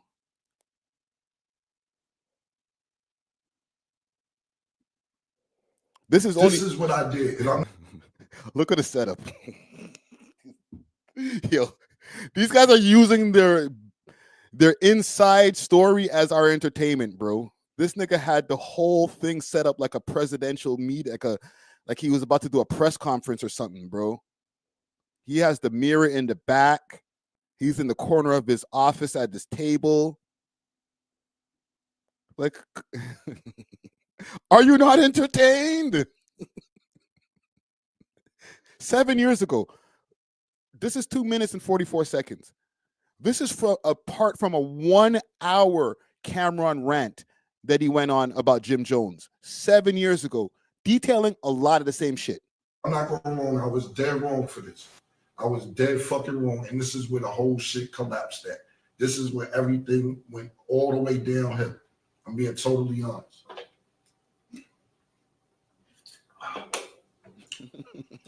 Jim met Chrissy. And when he met Chrissy, he been liking Chrissy his whole life. He loved Chrissy, you know what I'm saying? But he just started messing with her. So, back then it wasn't, even though now it's cool, back then. Came a long way in 7 years, back right? That might have been cool. We was just kind of new to having millions of dollars in money. His audio is way crispier now when he gets on his rant. Whatever. So Jim just meet Chrissy and he started messing with her and he buying her bags and buying her shoes like the first 2-3 weeks he met her or whatever. So I was like, yo, you tricking, man? What is you doing? You tricking, you bugging, or whatever. So this is my mistake, and I'm being totally honest. And if I can do it over, I swear to God, I would do. These mans are just airing out each other's dirty laundry. Every few years, it's like an eclipse. Okay, it's time to air out each other's dirty laundry. Yo, this is what Jim did back in the days. And Cam's worse than Jim. Jim would just go on podcasts and cry. This nigga just like, yo, so this is what really happened. Jim and Chrissy hooked up one day, and then we said, nah, B, yo, remember back in the days, Jim, we used to go to your house, and it used to be on 100 and 155th and Lenox. Like, bro, come on, bro. This is TMI, my nigga. Do it all the way over because I see how their relationship grow, and I see they're still together, and I think that's real dope shit. I think that shit is hot. I didn't know it would grow to be that, but I'm thinking from a mindset, this is my man. Last month we was fucking bitches. Now this nigga is buying what's the name? So I didn't know it would turn into this. So what I did was I made these T-shirts, and it said "Tricky Ricky," aka Jim Jones is a trick. And on the back of the shirt, this guy's been doing Jimmy dirty since day one, bro. Jim, these are the red flags. And listen, I mess with Cam. Cam's one of my favorite rappers. He's actually in my top 5 favorite rappers. Okay, if you guys didn't know, Cameron is in my top 5 favorite rappers. This is why I know so much information about this shit. We had mad niggas in jail. Snags was in jail. My man Chanel from 115th, Young Handsome, he's in jail. We had a lot of niggas in jail at the time. And I was sending them money. So I made the shirt that said Jim Jones, Tricky Ricky, and he not looking out for none of our niggas in jail. And on the back of the shirt, and had all our niggas in jail, and I had called them a trick. But I wasn't looking at it like that. I'm looking like that's how we played. I wasn't trying to disrespect them because I didn't know their relationship would grow to be what it was. But them shirts hurt. You know what I'm saying? I had niggas wearing a shirt in the studio because we was cool. Niggas wearing a shirt. Everybody wearing it. It was just. Oh, Tricky Ricky. That is nasty work, brother. Let's let Cam finish cooking. He's almost done. French Montana out the game. We gotta get. When he come home, he gonna be the triple OG. Get that man a job, my nigga. Get him a job. He's the triple OG before he went in. Make sure he getting a job, getting 6 digits a year. That's what it's. Here goes some popcorn stack. Thanks. Definitely need it. Oh. Today, we are joined with our analyst, Michael Irvin. Hold on. St. John is artist. He working with Drink Champs. That's gangster. Not throwing niggas back in the pot that eventually do something that could get them back in the same situation. Now, I'm not saying if you got something lined up for Matrix, I'm shut the fuck up. My bad. I apologize, but I don't want that for Melly because I give a fuck about Melly. Whether he care about me like he used to or not, I still my nigga. No, this is what I want to get to. Is it here? Of Mel, because I love Mel Matrix. That's my brother. With this nigga, because I'll be here for an hour. We got other shit to do. Stop tricking. They chase you to the beach. Okay, right here. Viewer discretion is advised, and not as far as like graphic content, just for your stomach. As far as if you're a Dipset fan from back in the days. Never put me. But if you go to his internet story, that's what he said he did. And like I said, I ain't got no problem. I seen C's. We good. But you keep running around with these 25-year-old stories. Do you ever hear me talk about when you ran on me when BMF pulled up? When you ran in the hotel, they chased you to the beach. Oh, and lucky, I had my shit on me and my man JoJo. I ain't gonna say his name. Spanish nigga, you know him. The Spanish nigga who don't care about life, who was with me, is like, who all these niggas coming? I said, oh, they come this way. No, and this no disrespect because Blue's my nigga, Meat's my nigga, all that. And Blue Da Vinci just told this story on his platform or whatever platform recently. He got an 89. Kane, you said the right thing. You said exactly what I was thinking. Why bring this up now? Like, bro, you're just dragging this nigga through the dirt. You talked about the Tricky Ricky shit 7 years ago. Dragged Jimmy through the dirt, talked about him. He's a trick. We used to wear the shirts in the studio. Just say you don't like Jim. You never liked him, bro. Let's be honest for 2025. You never liked that nigga, bro. You made a lot of money with him. It's all good. You went behind his back, signed Dipset to your own imprint, you know what I mean? Or put it to your own name. You just never liked the nigga, bro. I like Cam's music. I'm not going to condone of all of the activity that he's done. And the same thing with Jimmy. Jimmy be over gangster. You know what I'm saying? What Cam is saying about Mel Murder and all those guys, yes, you send these niggas out to be crash test dummies. But Cam, don't do it, bro. 9% right. It's a little off, Blue. I'll tell it on Talk with Flea, my perspective of what happened. But at the end of the day, I don't be out there pumping. They chased you to the beach, nigga. You was in the sand. You was getting wet from the water, from the ocean. I don't pump that. Oh my God. Took the rags off. Me and JoJo was took the rag. Yo. They made him take his rags. Oh. Laughing about that 3 months, some cool shit. Cool. I don't pump all that shit, nigga, because I ain't trying to make the great Choclair. You know why? Because the revolution was televised, nigga. That's why I'm here, nigga. That's why God work like that. That's why me and Murder is here, nigga. The revolution was televised, nigga. Fuck is you talking about? Now wrap it up real quick. Okay, all right. Enough. These niggas, I don't even think they can resolve it. They'll never be friends because I don't think they were ever really friends. From the way that Cameron's talking about him, and the fact that you can talk about Jim like this, that means this nigga was never your friend, bro. You were using him from the time you got to use his grandmother's crib, and you're literally saying it on your podcast or on your show. I don't know if it's disrespectful to call it a podcast, but you're literally telling us right now that this guy was never your friend. The same nigga that was crying on Hot 97 was never your friend. So I'm asking a stupid question here. because I'm asking in the poll here, do Cam and Jim need to piece it up? 56% says yes, 44% says no. However, I just feel like this question now is in vain because they can't piece it up if you never were a nigga's friend. Right? You can agree to disagree. You can agree to stay business partners in some kind of way, but let's not pretend that Jim Jones was your friend or you were Jim Jones's friend. Let's rephrase that. Okay. Let's not pretend that Cameron has been Jim Jones's friend for the way that he's talking about this nigga. Maybe Jim Jones was Cameron's friend, but it wasn't the other way around. All right. It was business. It was always business for Cam. All right. Unfortunately for you, Jim. Sorry to break your heart, bro. I know you're an emotional nigga, bro. But anyhow, that's my assessment of it, man. Yeah, we'll end the poll here. 53% still says yes, and 47% says no. And for 47% to say no is because y'all see it too. Y'all are like, yo, these niggas is never friends. Like, what are we talking about here, bro? Resolve what? Peace up what? All right, we'll move on. Let me just do something before we move on, because I ain't gonna lie, it's I gotta drain the main one. Pause. No homo.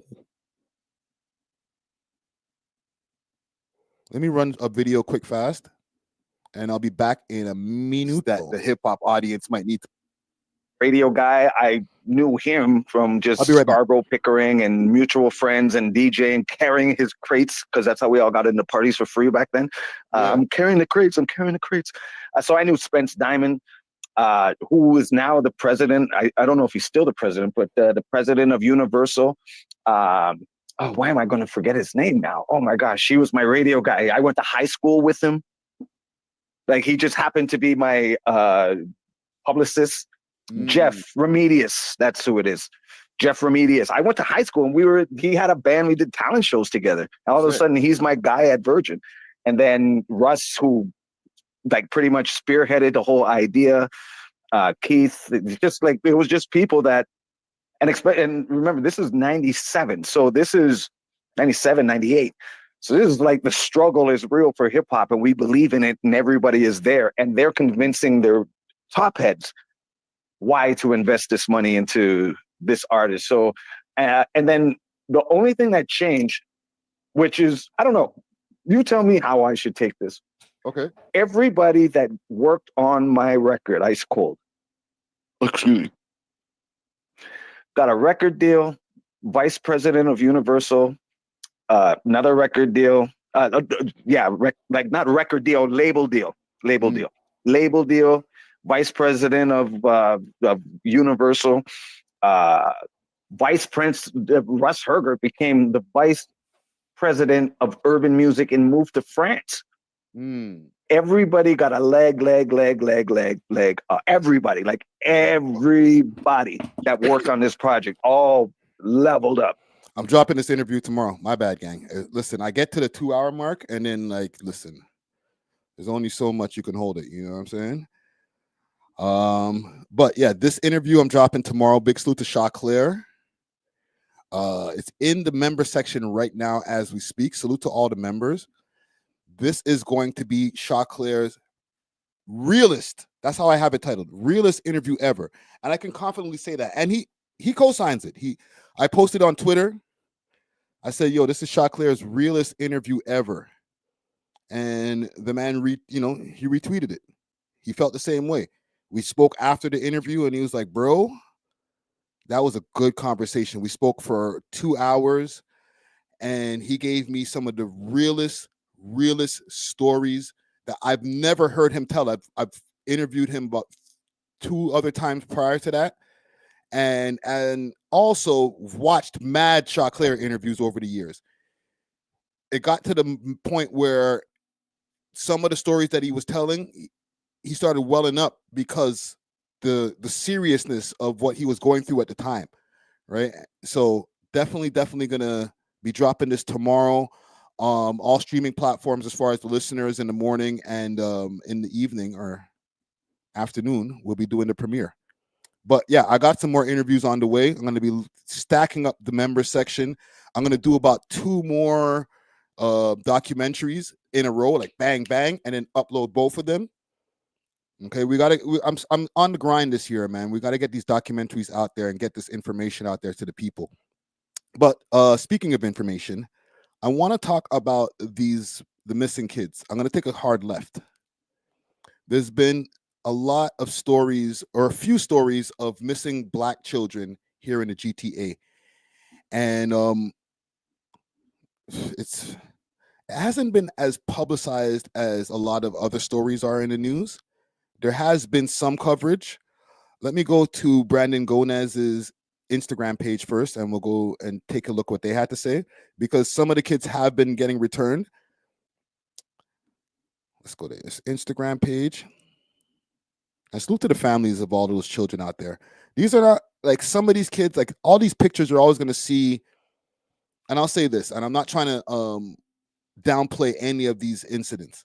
Some of the pictures you're going to see kids that look like good youths, and then some of them are just not good youths. They might just be on road. And this is why I think it wasn't getting as much attention. But when you get, 6 missing kids in a space of a few months or a few weeks, like, we got to put our antennas up. Hope to share with you about our story on the missing Black boys in the Toronto area. I'm happy that we're finding the boys, but at the same time, I'm still sad because I saw, another missing boy today, and it makes me so concerned as to what is the root of the problem. In our last update on the BG show, we shared that 6 Black boys between the ages of 13 to 15 were missing in the Toronto area, 4 in the city and 2 in Durham region. Well, that's crazy. Toronto police now tell us that they have located one of the missing kids since our last update. And east of the city in Durham region, police there told NowToronto.com that they have also located one of the missing boys. So this means that 3 Black boys from Toronto remain missing. Hold on. I wish I could rewind. And one from Durham, bringing the total. So, okay, good. They put the pictures back up. Here's the problem. And somebody just said something in the comments right there. Okay. Runaway or kidnapped. When it comes to these kids, why even assume any of these things? If it was a white youth, and I don't want to make it a black or white thing, but it is what it is. Wouldn't there be an Amber Alert out for these kids? Moose_2676 says it's not that deep. They just OT trapping. Some problems with happening in the UK. Yes and no. I understand that out there trapping, okay, they just never told their parents, and that can be a heavy possibility. We're not going to act like that's not something that happens. Like, they're not going to tell their parents, I'm going to Sarnia for a few months or for the rest of the month. Okay. Don't worry, Mom. I'm just OT trapping. Don't worry. I'll be back just now. Like, that's not a conversation that happens at home. Go down from 6 to 4. Oh, and a reminder, there is an upcoming town hall, many of them happening across the GTA, but one on January 16th from 6 to 9 p.m. in North York at Revival Time Tabernacle. We're going to have food and refreshments. We have a corn soup guy who called me and... Let me see what the original post was about this. Update to the missing boys found. Let me see. Okay. Update 6 missing boys. Okay, here we go. Listen, we have an update on the missing Black boys in the Toronto area to tell you about. A staggering amount of Black boys have got... I want to see the original post. Concerns of many young Black boys going missing across the Toronto area now has many activists sounding the alarm. I won't stop until they're found. This is a story we here at the BG Show have been working on for several weeks after a few social media posts went viral, bringing attention to this alarming rise in missing Black boys. Black youth have gone missing. Black teenagers that are being reported missing. According to activists like Shana McCullough, more than a dozen Black boys were reported missing from October to December of 2024. And while many have since... come on, fam. We ain't gonna act like all of these guys are in the trap, bro. They're not all OT. They're not all runaways. They're not all bad youths. A lot of these pictures, some of the kids are showing they're really good youths. They're not just good youths that look like that because they're doing a high school picture or whatever. Some of these kids are actually good kids. And listen, man, we got to understand, we're very valuable. It's not just about the children being missing, they're black children. Our skin, our organs, all of that. I don't want to get too into like a conspiracy, but we valuable, fam. We valuable. That melanin's worth more than gold. I'm just saying. Just, I'm not saying that that's what's happening, but I'm just adding some extra layers just for y'all to think about. Been found. She says several are still missing. There's something going on here. It could be systemic. It could be more to the stories why so many boys keep going missing. And listen, we here at the BG Show reached out to several police forces across the Toronto area to see what they're doing about the situation. Nothing. I don't even have to get to that part. I can predict the future. Nothing.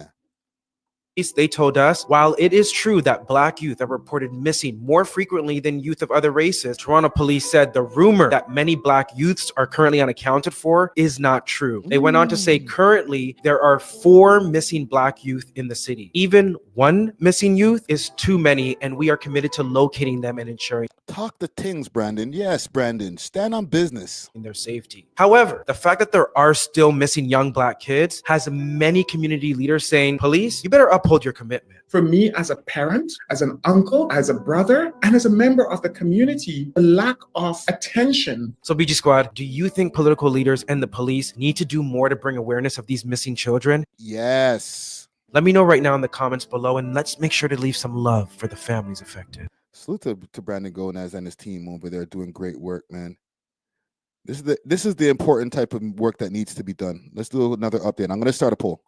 Listen, we have an update on the missing black boys in the Toronto area to tell you about. A staggering amount of black boys have gone missing. There's a serious problem happening in Toronto. I got another flyer sent to me from the Missing Persons Society of Canada website this morning of another boy that's gone missing. We now know there are 6 confirmed names currently missing in the Toronto area. Toronto police have confirmed that the 4 boys missing from the city are 13-year-old Kimani, 15-year-old Caleb, 15-year-old Malachi, and 17-year-old Mackay. Now, east of the city, Durham Regional Police told us here at the BG Show that 2 boys are missing in their region. Their names are Michael, who is 15, and Aiden, who is also 15 years old. Of course. Now, this is information the news is not going to be able to give, but take this in and make sure for the people who watch the replay, take this in if you see any of these youths. You know what I'm saying? Let the people know, contact police, even though police haven't been helping in this, but if you see any of these kids, let somebody know. Holler at me even. Many people still feel very uneasy about why this is happening, but one activist who helped organize a town hall earlier this month gave us some insight. Since the town hall and David Mitchell and the other police services from around the GTA provided some real insight and data that supports the fact that, they weren't being taken out of their homes. And I think that was something that at least alleviated some of the stress. On top of that, Andre said he will be hosting an upcoming town hall at Brampton City Hall on January 23rd. In the meantime, all right, so January 23rd, there's still time from now. January 23rd, he's going to be holding a town hall in regards to this. BG Squad, let's continue to leave some love and support for the kids that are missing in the comments and also for the families that are affected. Listen, we have an update on the missing black boys in the Toronto area to tell you about. A staggering amount of black boys have gone missing. There's a serious problem happening in Toronto. I got another flyer sent to me from the Missing Persons Society of Canada website this morning of another boy that's gone missing. We now know there are 6 confirmed names currently. Okay, so we played this already. Now, there was some news coverage. I did try to, because salute to Dusty Wallace, he was telling me when we finished the podcast last week, yo, we need to talk about this. And I was like, hey, say less. I'm on it. And I started doing some research, just trying to find some other news stories on these incidents. And I'll say again, salute to Brandon Gomez, because he seems to be the only news network, because he's an independent news network, obviously, that is covering this. The independent news networks, they'll stay on this.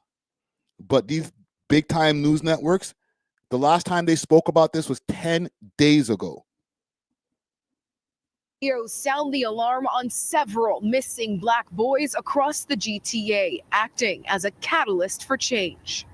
Fear and confusion can be seen in the comment section of posts like this one. Many young Black people are missing and nobody's doing anything about it, people. And this one. This is a problem. What are the police doing? Where are these young boys? Why are they all missing? Taking social media by storm, leaving the community with more questions than answers, petitioning for. Keep in mind, I'll say again, 10 days ago, they're saying this is taking social media by storm. There is no follow-ups to this. Action.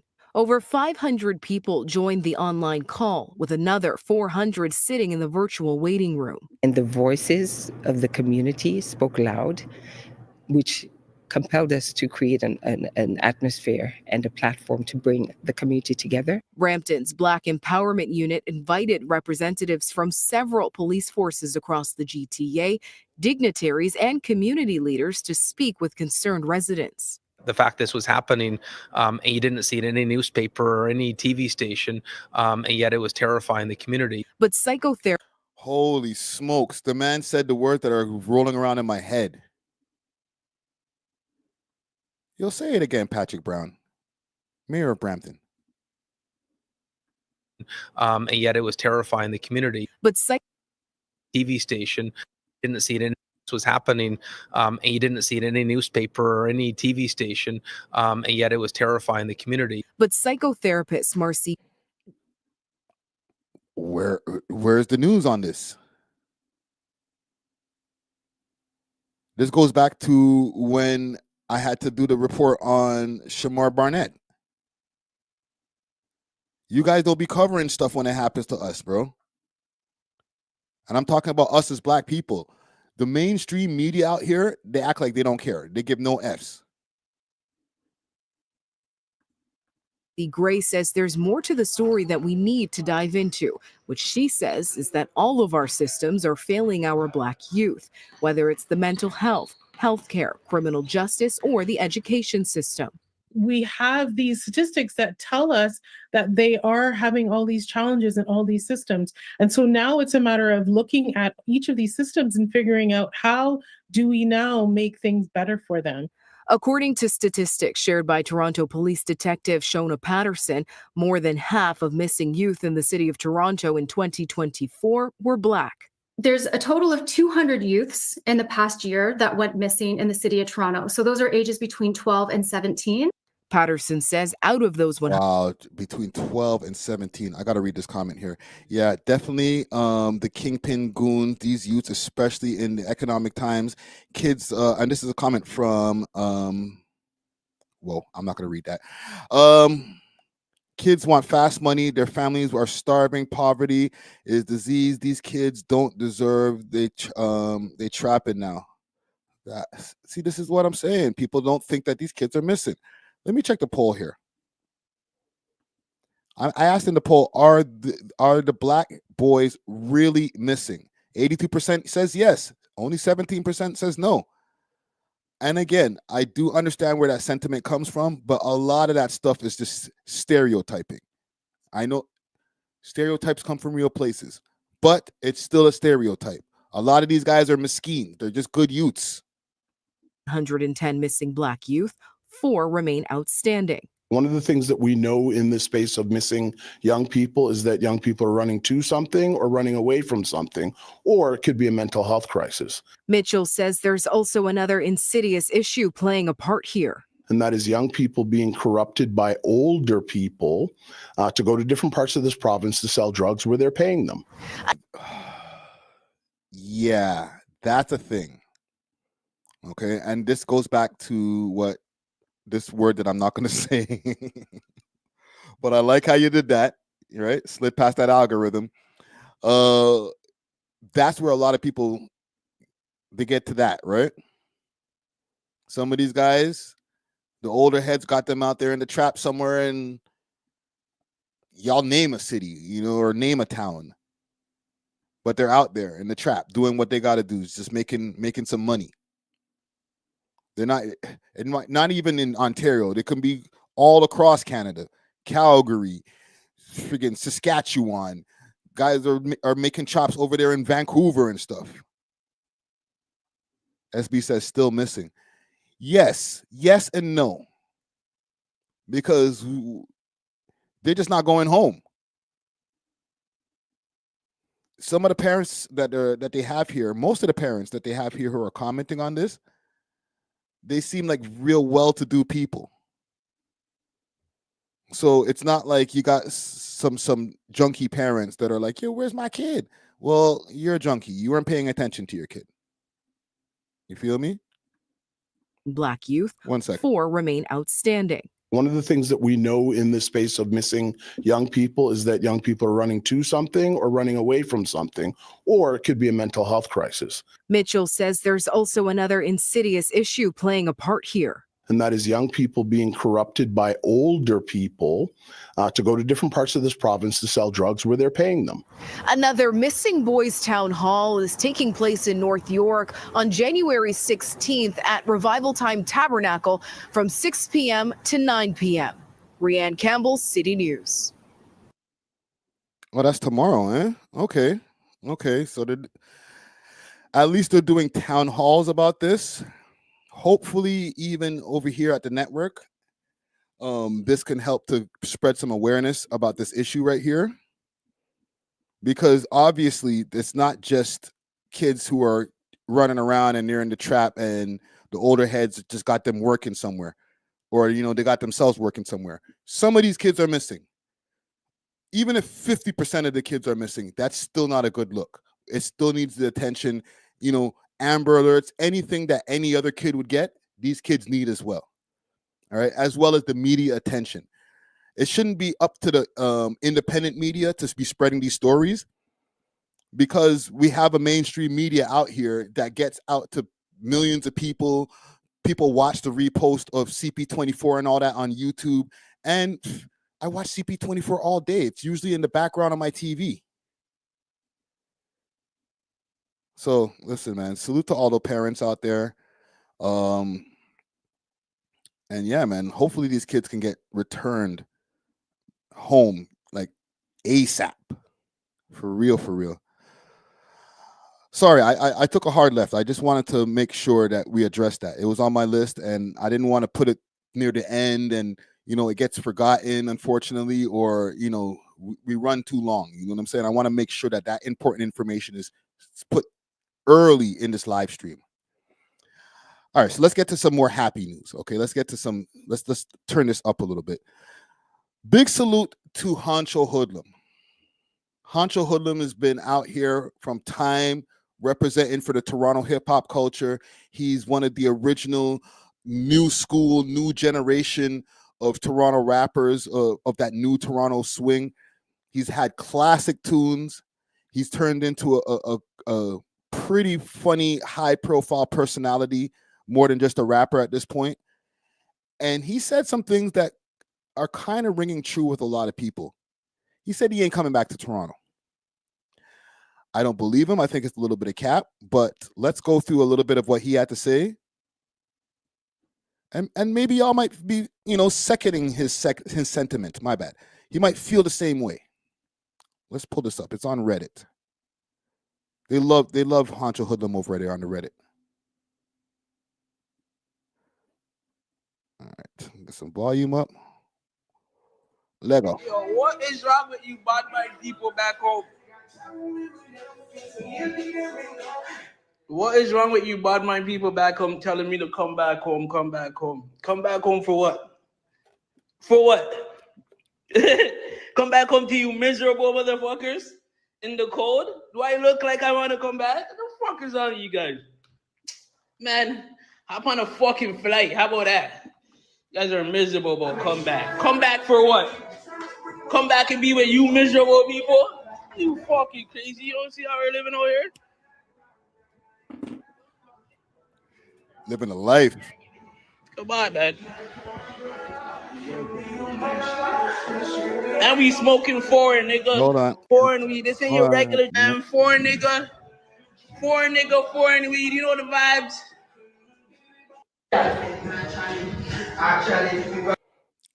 Mans are watching Toronto videos in Jamaica.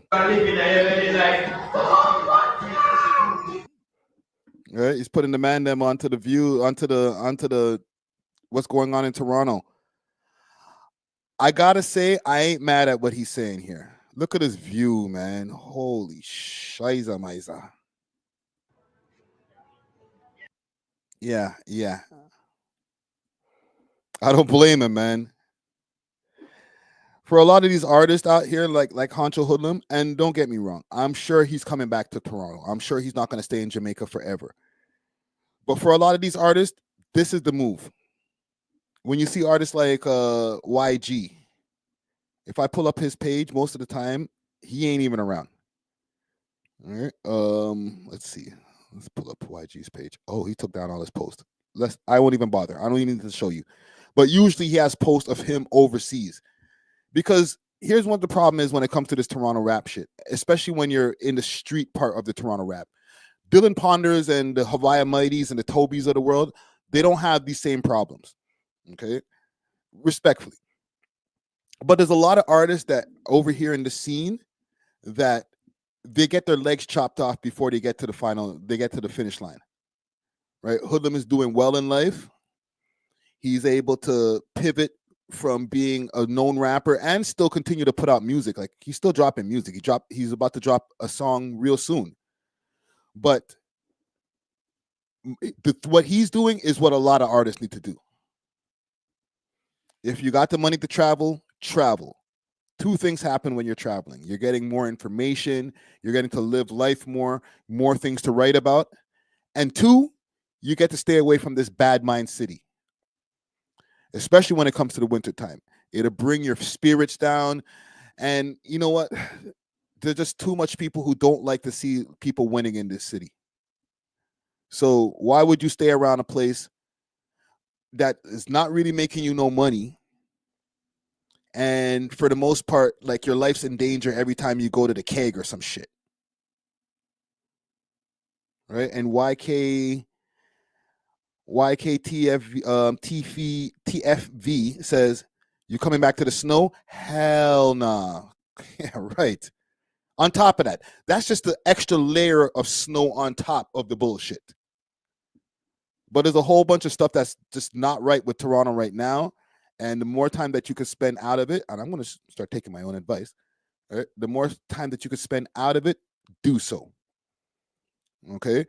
Doesn't mean abandon your city. And this is for anybody who's in a city that's has a lot of bullshit going on. Okay, if you're living in a city that is just like crime free or, jealousy free, then stay, do a staycation. But if you're living in a city that usually when you go outside, there's traffic everywhere, you're dealing with all of the different things that I talk about in these live streams when it comes to taxes and, high rents and bills and $8 eggs and all types of stupid shit that we got to deal with in this society, get out of town for a minute. You know what I'm saying? Breathe in good air, not polluted Toronto air, and then reset. All right, you'll do better for yourself, man. I just wanted to highlight that as something positive because, we talk about a lot of negative shit all the time. But when I see Honcho Hoodlum, he's learned to turn his life around. He still keeps it gangster. Obviously, y'all seen in multiple interviews, he stands on y'all niggas in street. You know what I'm saying? You weren't waving your flag when I was waving my flag when I was 12. Like he's still Honcho Hoodlum, but he's a grown up now. He's not on some little kid shit where let me just hang around Toronto and just, the man's been shot before, bro. He's growing up, so I rate it. You know what I'm saying? I just want to highlight that. Salute to Honcho Hoodlum. There's another, staying on Toronto rappers for a second. I wanted to just examine Moula first. Pause. Moula first and his trajectory right now. I'm going to ask you guys a question in the chat here. We'll start with a quick poll. Because Moula first at one point was the guy. He's still the guy. Okay, musically, as far as just personality, like I like Moula first personally, I like Moula first. You know what I'm saying? I've known him for years. But There was a space of time when he was on a streak. He was like, I've dropped 55 videos, one every month. He was, you know, I think I'm better than before, and all the different catchphrases that he was doing over time. But then over the last year, I would say over 2024, I made my list the other day, the top Toronto rappers of 2024, the top 15 rappers and all that, and he wasn't on the list, respectfully. And it's because I feel like in 2024 he took a kind of a decline as far as his visibility, his notoriety. I see old John Crow in my comments right away. Moula first ain't fall off. I'm not saying he fell off. Okay, what I want to know is, can Moula first make a comeback? Let's do that. I'm not saying he fell off. All right. I'm not saying that. I'm just asking, can he make a comeback? A comeback. All right. Comment Gang Strong. We're going to go through his Instagram because he has been active. It's not like he hasn't been active. All right. He just hasn't been getting reposted as much as he used to, let's say, back in 2023, 2022. Let's see here. Let's go to his Instagram page. And he had some bangers when everybody was, he was going crazy.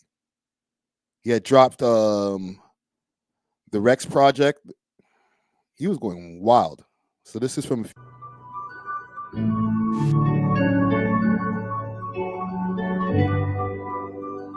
You know, the man got his own cologne line or something, his own fragrance. Him and Her Fragrance by Moula First, now available at Yellow Tape University.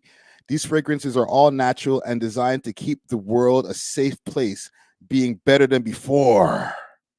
Shop now, link in the bio, and get ready to smell success with ingredients like roasted pineapple, dark chocolate, Bulgarian rose, French vanilla, and more.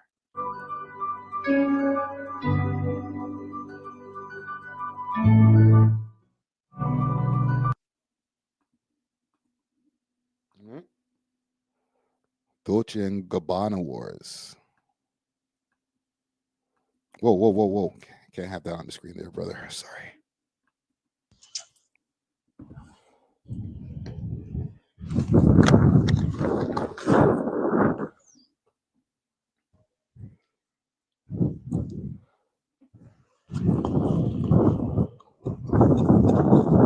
Hold on, I gotta read that comment. Y'all stupid.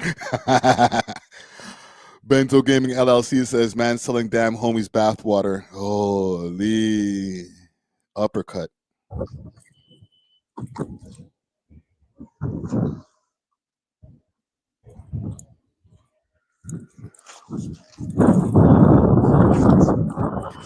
What is happening here? This guy's putting on the cologne in the snowstorm.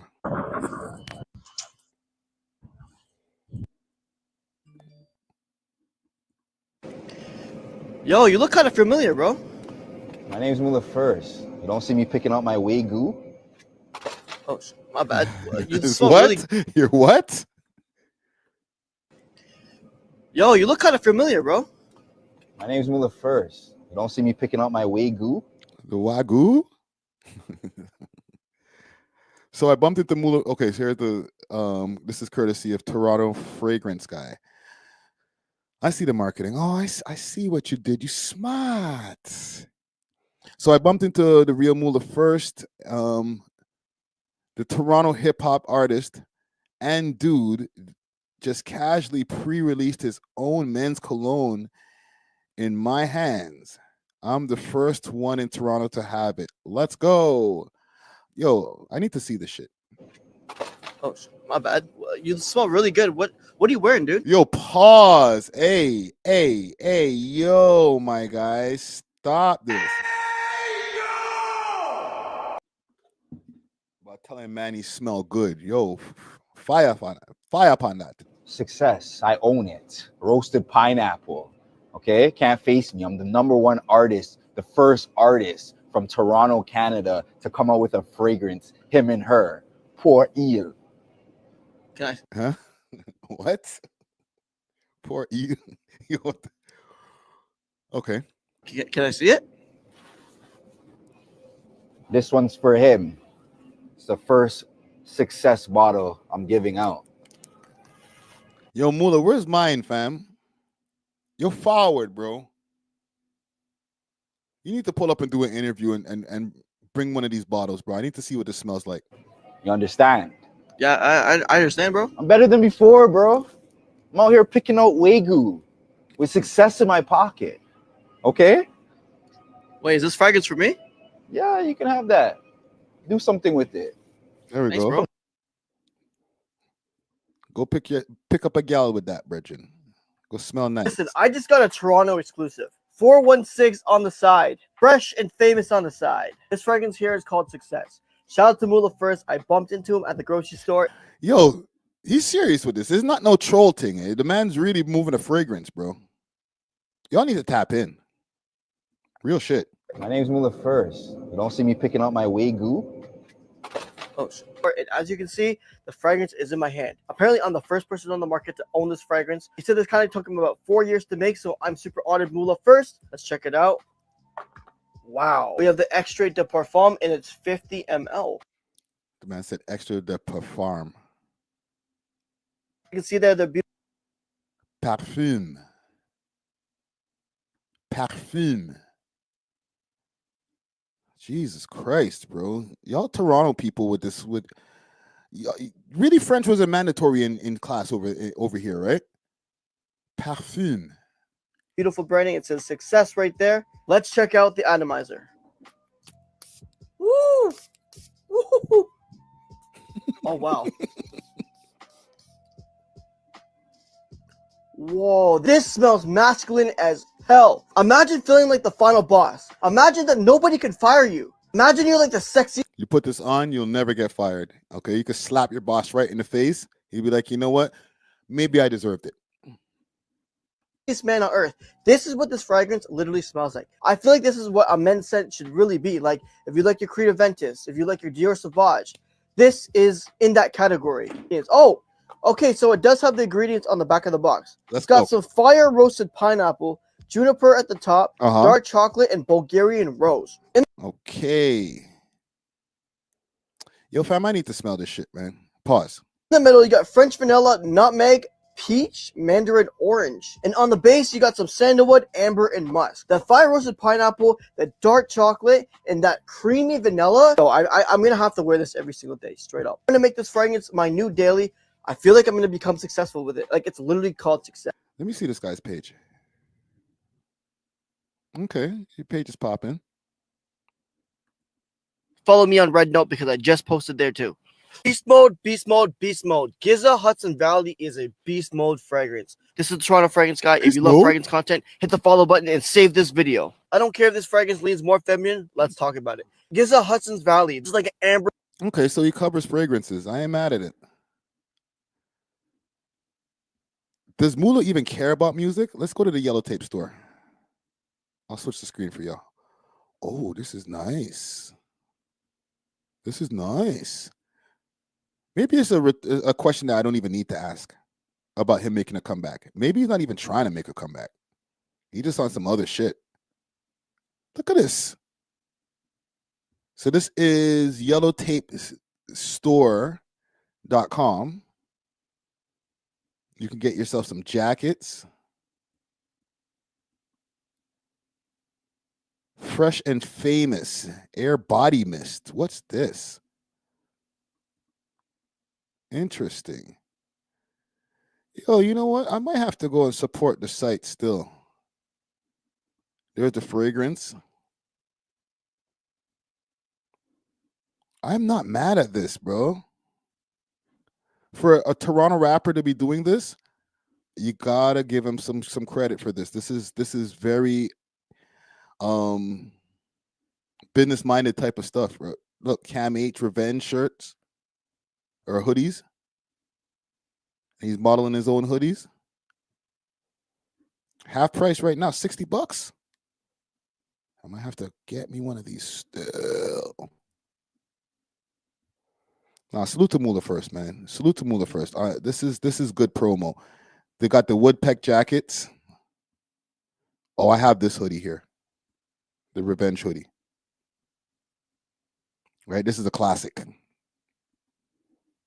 Yeah. Salute to Moula first, man. All right, I'm asking the question, can Moula first make a comeback? And y'all are saying yes. 69% says yes. So even if it's a question that doesn't need to be asked, it's still a yes. But as far as him needing to make a comeback, you don't need to make a comeback, bro. You're doing well. The only thing I guess that would help this more is when you have hot music out, like when you have like a banger out that everybody's listening to, it helps your businesses. Okay, when it comes to any artist, not just Moula first, any artist who's trying to push brands and push different merch and different things behind the scenes, and not just artists, content creators, everybody. When it comes to this type of stuff, the hotter you are, the more the merch moves off the shelf. You know what I'm saying? So it's going to be in Moula's best interest to drop a banger soon as well, so that everybody's talking about his new music. And here's my suggestion to Moula first as far as moving forward. Let the shit breathe, bro. You don't need to hit them every month with it. Okay? You make good music. You make great music. Let's not even do that. You make great music. So all you need to do is give them the bangers and then work one of those songs and get it to the place where it needs to get. In everybody's faces, licensed, all types of things. I just had a conversation with Choclair. Choclair talked about how many songs that he has had licensed over the years and it's popped up in different soundtracks and stuff like that. That's because he's working on quality more than quantity. Yes, we're in an age where you got to hit them with a lot of songs. You proved to us already that you can do 50 songs, 50 something, whatever the amount of streak that you did. You did that already. Now you don't got to do that no more. You don't got to prove shit to these niggas. You just got to give us heat. You know what I'm saying? And when we got the heat, we could live with the heat for a year, one banger. All right, it just has to be a banger. So salute to Moula first, man. I just wanted to make sure to highlight that right there. I got a couple more things I want to talk about as far as things that are happening. The LA fires are definitely still a thing that's happening over there in those different cities or counties in LA. I don't remember the exact names, but salute to all those people out there. RIP.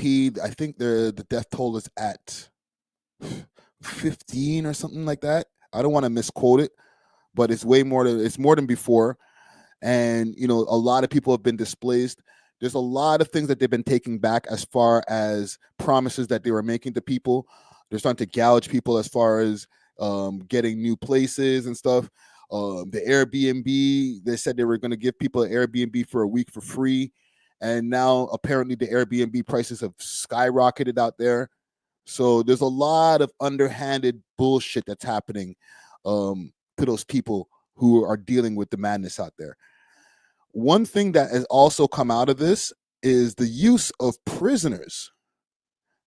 This is an ongoing thing that's been happening in California, and I'm sure other states for years, but I'm just getting put onto this right now, that y'all have prisoners as firefighters? Like for real? That is crazy. Quick sidetrack. Benzo Gaming LLC says, speak about Ford new cap. Don't worry, it's on the list. It's on the list. That's actually next. I have a video though I'm going to show you guys about the whole prisoners and them helping with the fires. Here's one of the things that I learned.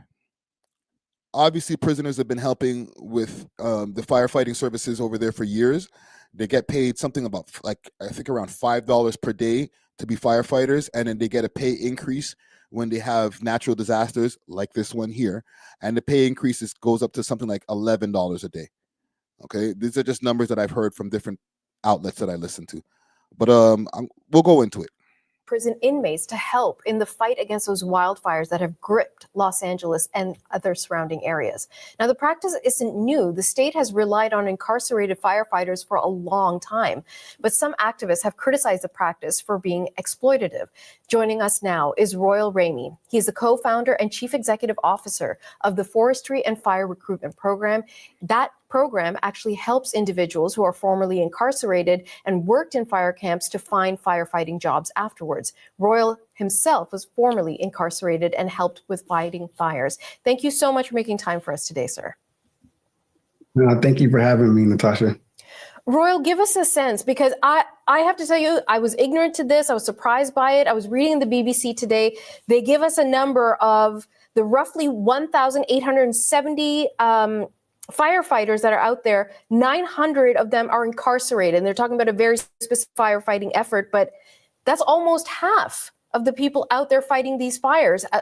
Is this common? Tell us how. Did you guys know that over almost half of the firefighters out there are prisoners? Did you know that? Just let me know. 1 in the chat if you knew this. 2 in the chat if this is new information to you. Not the fact that they use prisoners as firefighters. That almost half of the firefighters that are fighting this fire were actually prisoners. 1 in the chat if this is just, well, come on, Friday, we've been knowing this. 2 in the chat if this is brand new information to you. How the program works. So the first and foremost, I wanted to send my thoughts and prayers out to the families that have been impacted by the LA fires, and a big thank you to all our first responders and volunteers who are serving in the LA community. Pretty much, I learned to be a firefighter when I was in prison. I was a part of the California Fire Camp program, and this program has been around since the 1940s, and thousands of folks been through it. The 1940s, gang. It's a voluntary program. It's a lot of benefits that come with it. So you get better food, you get the visit in a public setting, dormitory living, and also you out in the community and doing projects of some sorts, and you're eligible for time off. But for me, it exposed me to a career that I now love, and that's why we started the Forestry and Fire Recruitment Program. The time off part, I got to stop the video for a second. That's, whoo. Yes, you got to go into burning buildings. You're fighting fires. Obviously, it's dangerous work. But he mentioned a lot of other things right there, and that didn't have anything to do with fires. You're eligible for time off. But for me, it exposed me to a career that I now love, and that's why we started the Forestry and Fire Recruitment Program, my co-founder, Brendan Smith, and I. And we are a career training program or nonprofit program that equips people coming home from prison and other marginalized communities for careers and protecting the environment. All that sounds good. But Royal, I got to ask you, we're looking at these pictures of the firefighting effort. It is dangerous. So I was also looking at the kind of pay. Now, in California, the average firefighter can make roughly $100,000 a year. The pay for an incarcerated person on the firefighting effort, including right now today in these crazy fires that they're dealing with, would be anywhere from $5.80 to $10.24 for the whole day's work. So a lot of people are criticizing the program, saying you're taking people and really exploiting them and putting them into terribly dangerous circumstances. Do y'all agree with that they're exploiting them because of the low pay? Because like they just said there, $5.80 to $10.80. Like I was just saying earlier, like $5 to $11, right? Depending on the circumstance. Is that exploitation based on what the homie was just saying? Like most prison jobs, you're only getting paid that. Less than that. However, you don't get time off for working in the prison as the cook, or you don't get time off for working in the prison as the electrician. Okay, but if you're working on and you get to be on the street, I'm not saying exploit the prisoners, but if you get to be on the street and you get your pay like you get any other job in prison, but this job is giving you time off of your sentence as well, I don't know about how exploitative it is. It's just. What do you think about that? like I get the one side, but it just sounds like some Karen crybaby shit. Like, oh my God, they're only getting paid $5. They're also getting time off their sentence. We're not talking about guys who, you know, they had a traffic stop. Some of these guys might have done some heinous crimes. Keep that in mind. Yeah, look, it's very little pay, like you said. We're talking dollars a day here, right? But getting the experience is very key for them to be able to transition into the fire service professionally. And you know, our job as a nonprofit organization is to help folks, to give them a chance to have a pathway once they come home. You know, firefighting was a voluntary thing, like when it first started, and you know, just being able to get that experience is very key. That's a fact. Don't forget that a lot of firefighting back in the days wasn't no paid job. These niggas just fighting fires for free. Not me. And that's one of the reasons why, you know, supporters like CAL FIRE, the Forest Service, all our community members of understanding the need for more firefighters. And we're excited that they have an opportunity when they come home to be able to make that happen. And obviously we know it's definitely a you know, opportunity for them to be in a better living situation. Instead of you being in the cell, you could be in the dormitory setting. It's definitely different perks, but you're right. It is a challenge. And you know, my biggest thing is just trying to turn a negative into a positive. Somebody just asked in the comments, Yolanda Richardson wants to know how many prisoners actually receive time off. I would imagine any prisoner who's taking part of the fireman program, or I don't know what they call it, the fire department program in prison, they all get their time off. Like, you can't do that to them. You know, everything is all accounted for. There's paperwork as far as the amount of time that these guys are out of the jail doing their thing. Thanks to the damn homie in the chat. You're right. There's everything is accounted for when it comes to prison. So for the amount of time that these guys are outside of the jail, they're clocking the time. Also, keep in mind, yes, there's a bunch of prisoners that are over there helping with the firefighting and other jobs in the community, right? Back in my day, there was people from Kingston, inside of the town of Kingston or different areas in Kingston, prisoners that were working at multiple places. They have them picking apples and shit, doing the agriculture. They even had at one point people working at the Boston Pizza or the East Side Mario. Bada boom, bada bing.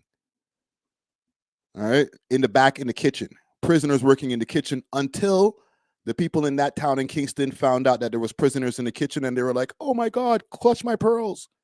And they ended up having to stop that program for Eastside Mario specifically. But there's it's called work release program, right? So you get to go outside of the jail. This is how, and I guess low key, I guess I'm snitching. This is how a lot of us was getting cigarettes over there in the jail. Niggas go on work release and go work in the fields all day. And the person, they have to have a chaperone. You have to have somebody who either works in the jail or works for the jail. Most of the time it's somebody who works for the jail. They're not somebody who works directly in the jail, but a civilian that works for the prison system that they've contracted, and they chaperone the prisoners. So while the prisoners are out there fighting a fire, so they don't just run away, obviously, they might have a chaperone. More than that, I'm sure, because I'm not in America, I'm sure they have guards. Okay. However, they also have the chance to go outside of the prison.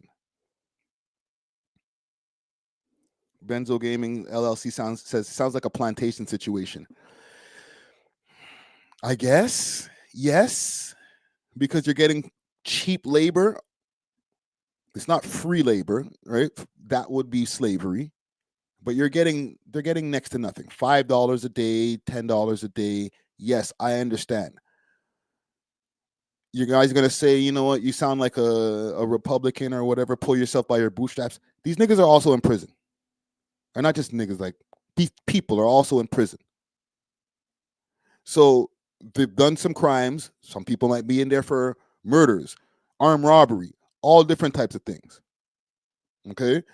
But while you're in there, rather than just sit around and pump weights all day and just read books or do whatever niggas is doing in jail, play cards, chess, and just hang out, you get to spend hours of your day outside doing a job and trying to become a productive citizen, which in turn can help you with the parole board.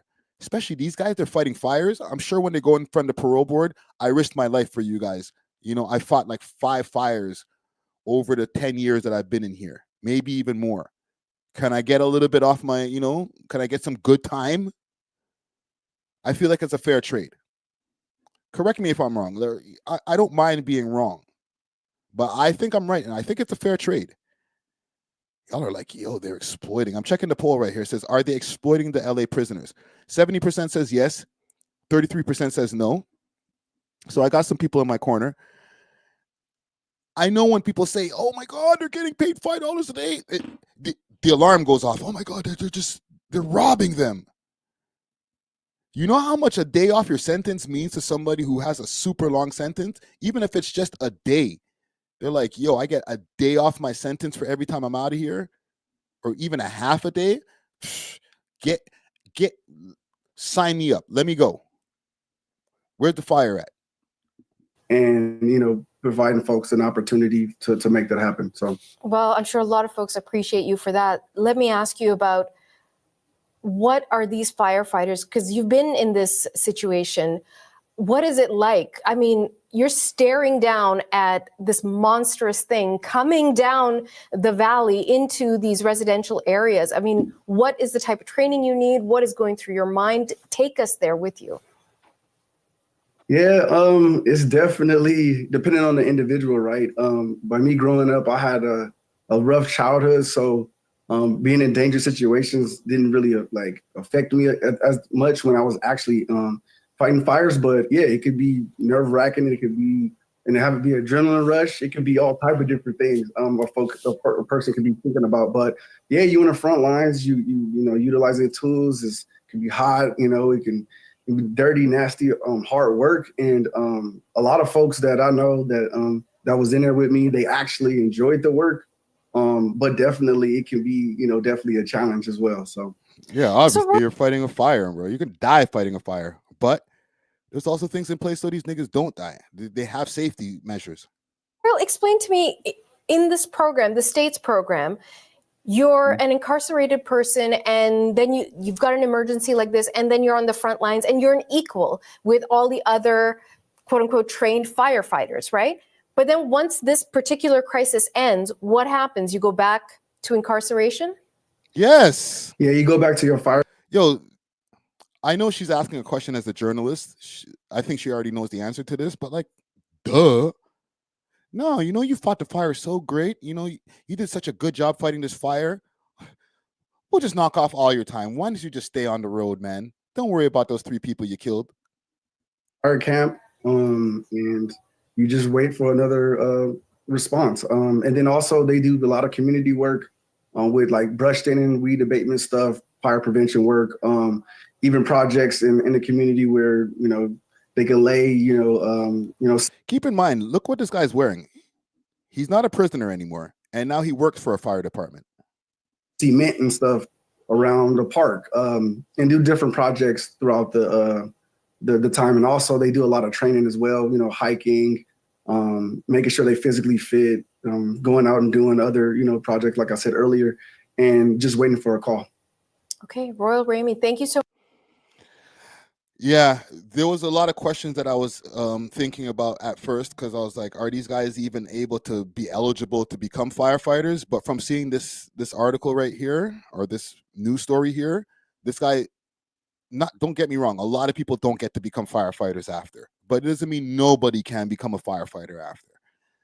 And this is just in California. I don't know what's happening in other states, but as far as California, and y'all can let me know in the comments how it works in other states as far as the fire departments, if they are using prisoners. But I personally see it as a pretty fair shake. If it was just go fight these fires for $5 a day and you get no time off, then I'd be like, yo, they are exploiting the hell out of these guys. Bro, I ain't fighting no $5. I ain't fighting no fire for $5 a day, and you're not knocking at least a day off of my time every time I'm outside. All right? But if you're getting some time knocked off of your shit, bro, I can't be completely mad about it. Okay? Maybe people will disagree with me. I'm okay with that. But salute to everybody who's out there in LA right now, who's fighting these fires. It's been crazy. It's been going, it's still going. I think they're still dealing with water issues, all types of stuff that they could have been prevented, in my opinion. But yeah, salute to the prisoners also who are out there trying to fight this fire. Because hey, you might not make it home. You just never know. You never know. Let's stay on civic duties here.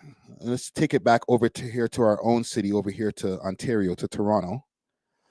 Doug Ford, standing on business. There's been one second. There's been a meeting with all of the different premiers all across Canada. We're getting close to the 20th. January 20th. That's Monday. The boy Trump says on Monday, as soon as he gets in office, he's about to drop these 25% tariffs on shit. All right, he's not playing. And I don't think he's trolling. Maybe with the taking over Canada, yeah, he's trolling. But as far as the what he wants the tariffs, he is not playing, bro. Let me just post something. Let me just look at something here. Trump tariffs. See, the SEO is strong on this.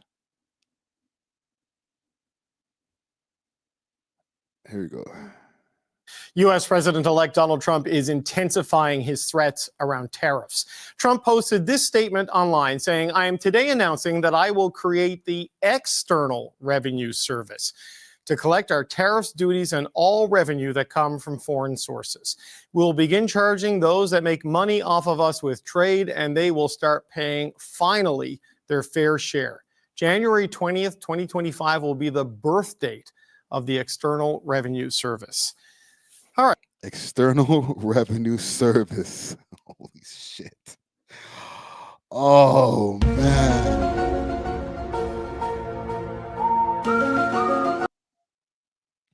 And he said January 20th, he's rolling it out. I'm not waiting one day. I'm not waiting till next week. I'm not waiting the week after. I'm doing it right when it's in the top, right when it's on the top of my mind. I don't want to forget to hit y'all with them extra taxes. Whew. All right. The CBC. Are you scared yet? CBC's Katie Simpson joins us now from Washington. So okay, we ain't trying to look at Shorty. We are not doing that. Sorry. See, this guy got his hat. Canada is not for sale. All right. That's going into a thumbnail somewhere. But before, this caused everybody to let's get together. Let's get together like Voltron. We need to get a meeting going on with all of the premiers. We need to talk about this.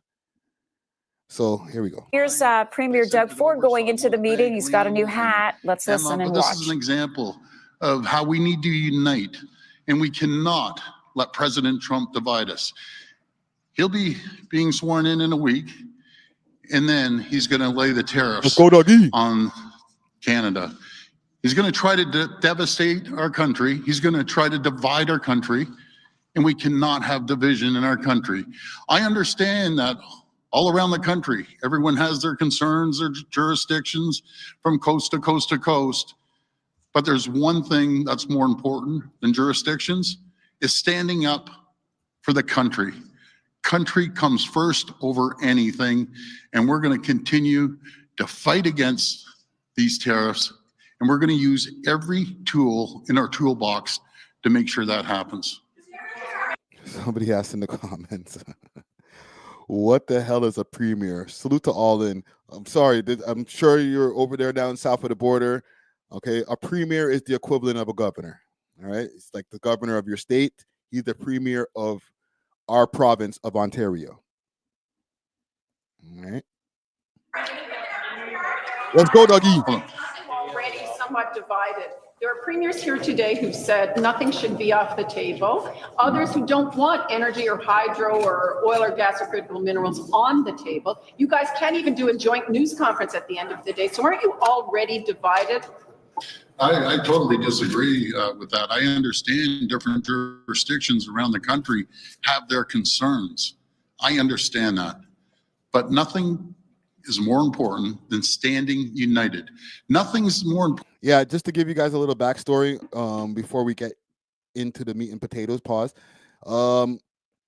Everybody's down. Everybody's down to stand together as far as all the premiers across Canada, except for, if I'm not mistaken, the premier of Saskatchewan. She ain't in. She's like, what's wrong? What's the problem? Important than keeping every tool in our toolbox, no matter if it's energy or other commodities, high-grade nickel from Ontario, grade aluminum from Quebec, potash from Saskatchewan. And yo, this man is look, you hear what he's listing off? He's listing off all our resources. Say it again. Every tool in our toolbox, no matter if it's energy or other commodities, high-grade nickel from Ontario, what about grade aluminum from Quebec, let's go, potash from Saskatchewan. Talk about it. And these are the tools that we have. You don't negotiate through weakness, you negotiate through strength. And these are the tools that we need to move forward and make sure that we have tough retaliatory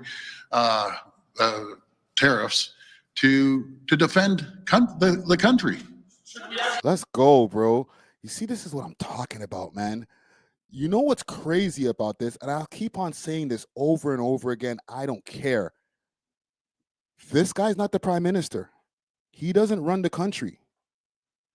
We actually have somebody who runs our country. And he's not talking like this. He's not presenting all of these different things.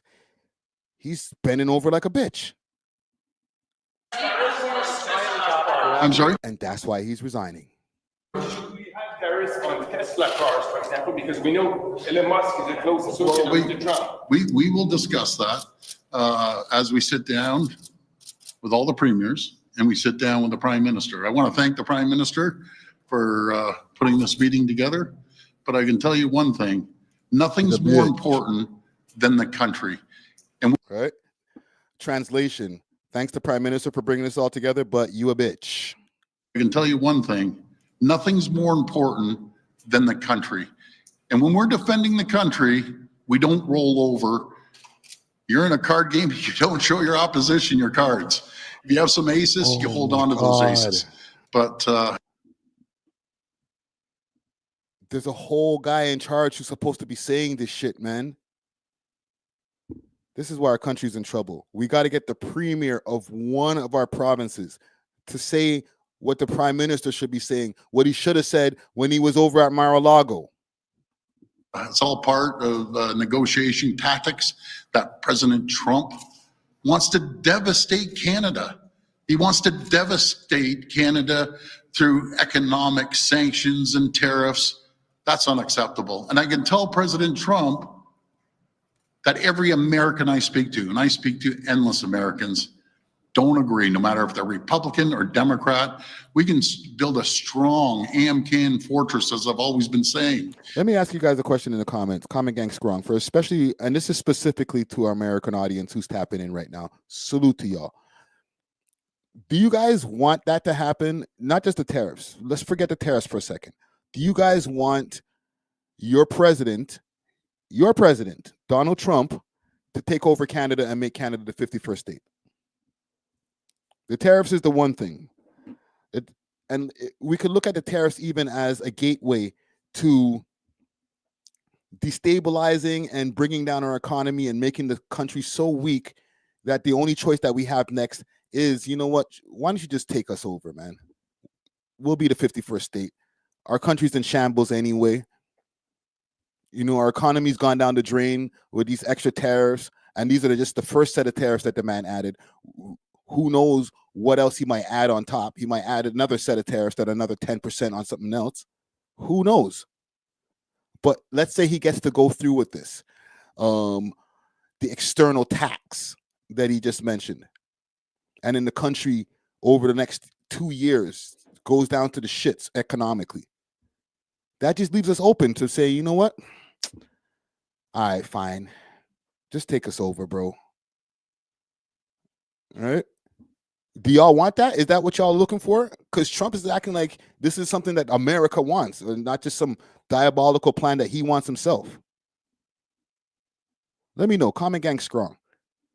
To my American people out there, do you guys want Canada to get swallowed? All right, on some TD Jake shit, swallowed up, and become an American state, the 51st, the whole landmass, which is pretty much is bigger than your landmass. Yeah, just make it a state. We have no provinces, anything in between. It's just one state. F our history, F everything else. Yeah. Make them a state. Respect for them? We don't have no respect for them. They're a state now. Is that what you want? Or is that what Trump wants? Two piece and a biscuit says, or 2 piece no biscuit says, nah, we're going to have to run the fade.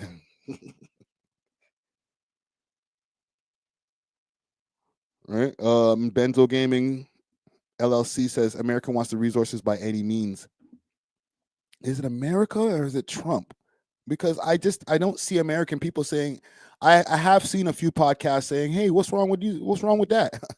But they're joking. They're not serious. They're not like, yeah, we can't wait. We can't wait to take over Canada. Like, that's not a thing. At least I don't think so. Maybe I'm naive. Be the strongest, the wealthiest, and the safest countries in the world. But we need to work together. We can't be attacking each other. What's your worst case scenario? What's your worst Let's go, Dougie.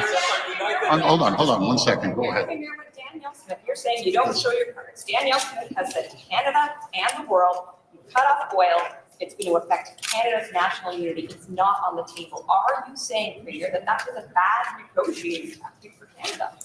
Well, we're going to discuss that. I've negotiated a lot of deals through the private sector and the public sector. At the black market. I think everyone here and everyone across the country, you don't show your hand in the middle of a poker game to the opposition. That's what. Talk that shit, bro. Look at that hat. Canada is not for sale. Where can I get one of these, fam? I'm wearing one of these on the next live. What I'm saying, everyone I respect, be it Premier Smith or any other premiers with their opinion. That's why we're coming together. Hey, yo. But no, I'm not. No. Yolanda Richardson said Friday scrambling and scraping. You scrambling and scraping, daddy. No. Let's getting the hell out of here. You know what? Matter of fact, if they take over, it's like, I guess so, right? We all bitches then if they take over Canada. I can tell you one thing, you have to hold on to the tools that you have and make sure that they understand when they attack our country, when they attack our people, when they attack the jobs of the hardworking Canadians, you can't sit back and say, keep attacking. You have to hit back with every single tool we have in our toolbox. And that's the message to the premiers today. They may agree, they may disagree, but I can tell you one thing, there's nothing more important than our country and protecting jobs right across the country. Thank you. Talk that shit, Dougie. Let's go. Salute to Doug Ford, man. He's standing on business. The tariffs, they're gonna happen, bro. I can't beat around the bush with you guys. They're gonna happen. Monday. So we got 5 more days. Spend that money. Yo, he just sent out some money today. Don't get it twisted. They sent out some of that carbon tax money. A bunch of people got some money in their bank accounts. Don't get it twisted. Dougie's running for a little bit more than premier. I think he's looking for that top spot. It's open now. It's open now. I'm just saying, I'm watching your moves, Dougie. Pause. And you're looking like you're trying to be a prime minister there, broski. Just saying. I'm just going to check this poll here before we get off of this topic. Will tariffs kill our economy? 50% of y'all say no. Interesting. I'm interested to know, and let me know in the comments later on the repost for this, why y'all think that it won't kill our economy. Okay, and when it comes to the 25% that they're going to add on different parts and different things that we get from them over there in America. I don't know. I just don't agree with that. I think it's gonna really hurt. Pause. DJs are aka Burrow Sounds TV says Dougie trying to sell fitteds. Yeah, I'm trying to buy one. Let me know where to get those. Where's the website? Let me get on that, bro. Support the cause. But salute to Doug Ford. Salute to the other premiers who are down with the cause. That one premier who was like, nah, I'm not with y'all. Whatever. Go do whatever you got to do in the corner, fam. Everybody else is down with it. All right. Get down or lay down, as they say in the street. One last thing I want to mention before we end this live stream is, yes, I did see somebody mention in the comments about the ceasefire that's happening between Israel and Gaza, and Palestine, I mean. I didn't mention it in the top of this live or even in the beginning or in the middle or anywhere in this live because when it comes to YouTube, they're very fickle. I understand a lot of people were like, a lot of these stories, especially when I was talking about the fire story, somebody mentioned about, it's a distraction. The whole fire is a distraction. There's real shit going on. Listen, understandably so, overseas, I'm really happy that there is a ceasefire, and I'm going to go look into that a little bit more. But I got to be honest with you, there's only so much that I can really talk about this type of stuff on YouTube. And that's because, with all due respect to YouTube, when it comes to certain topics, they'll pull the strings and move the goalposts how they want to move it. I just got to be honest. All right. When it came to the whole pandemic that happened a few years ago, there was a lot of things that we weren't allowed to say that actually came true. All right, that came true to be real information that we were talking about on these platforms that was getting us demonetized, getting videos deleted. I'll even say salute to Chris Sky. A lot of the shit that he was saying was true shit. And I've posted the interview up here on the channel. They zapped it. We find out later when this whole thing is done that a lot of the stuff that they were saying you can't talk about was things that were actually true that we should have been talking about.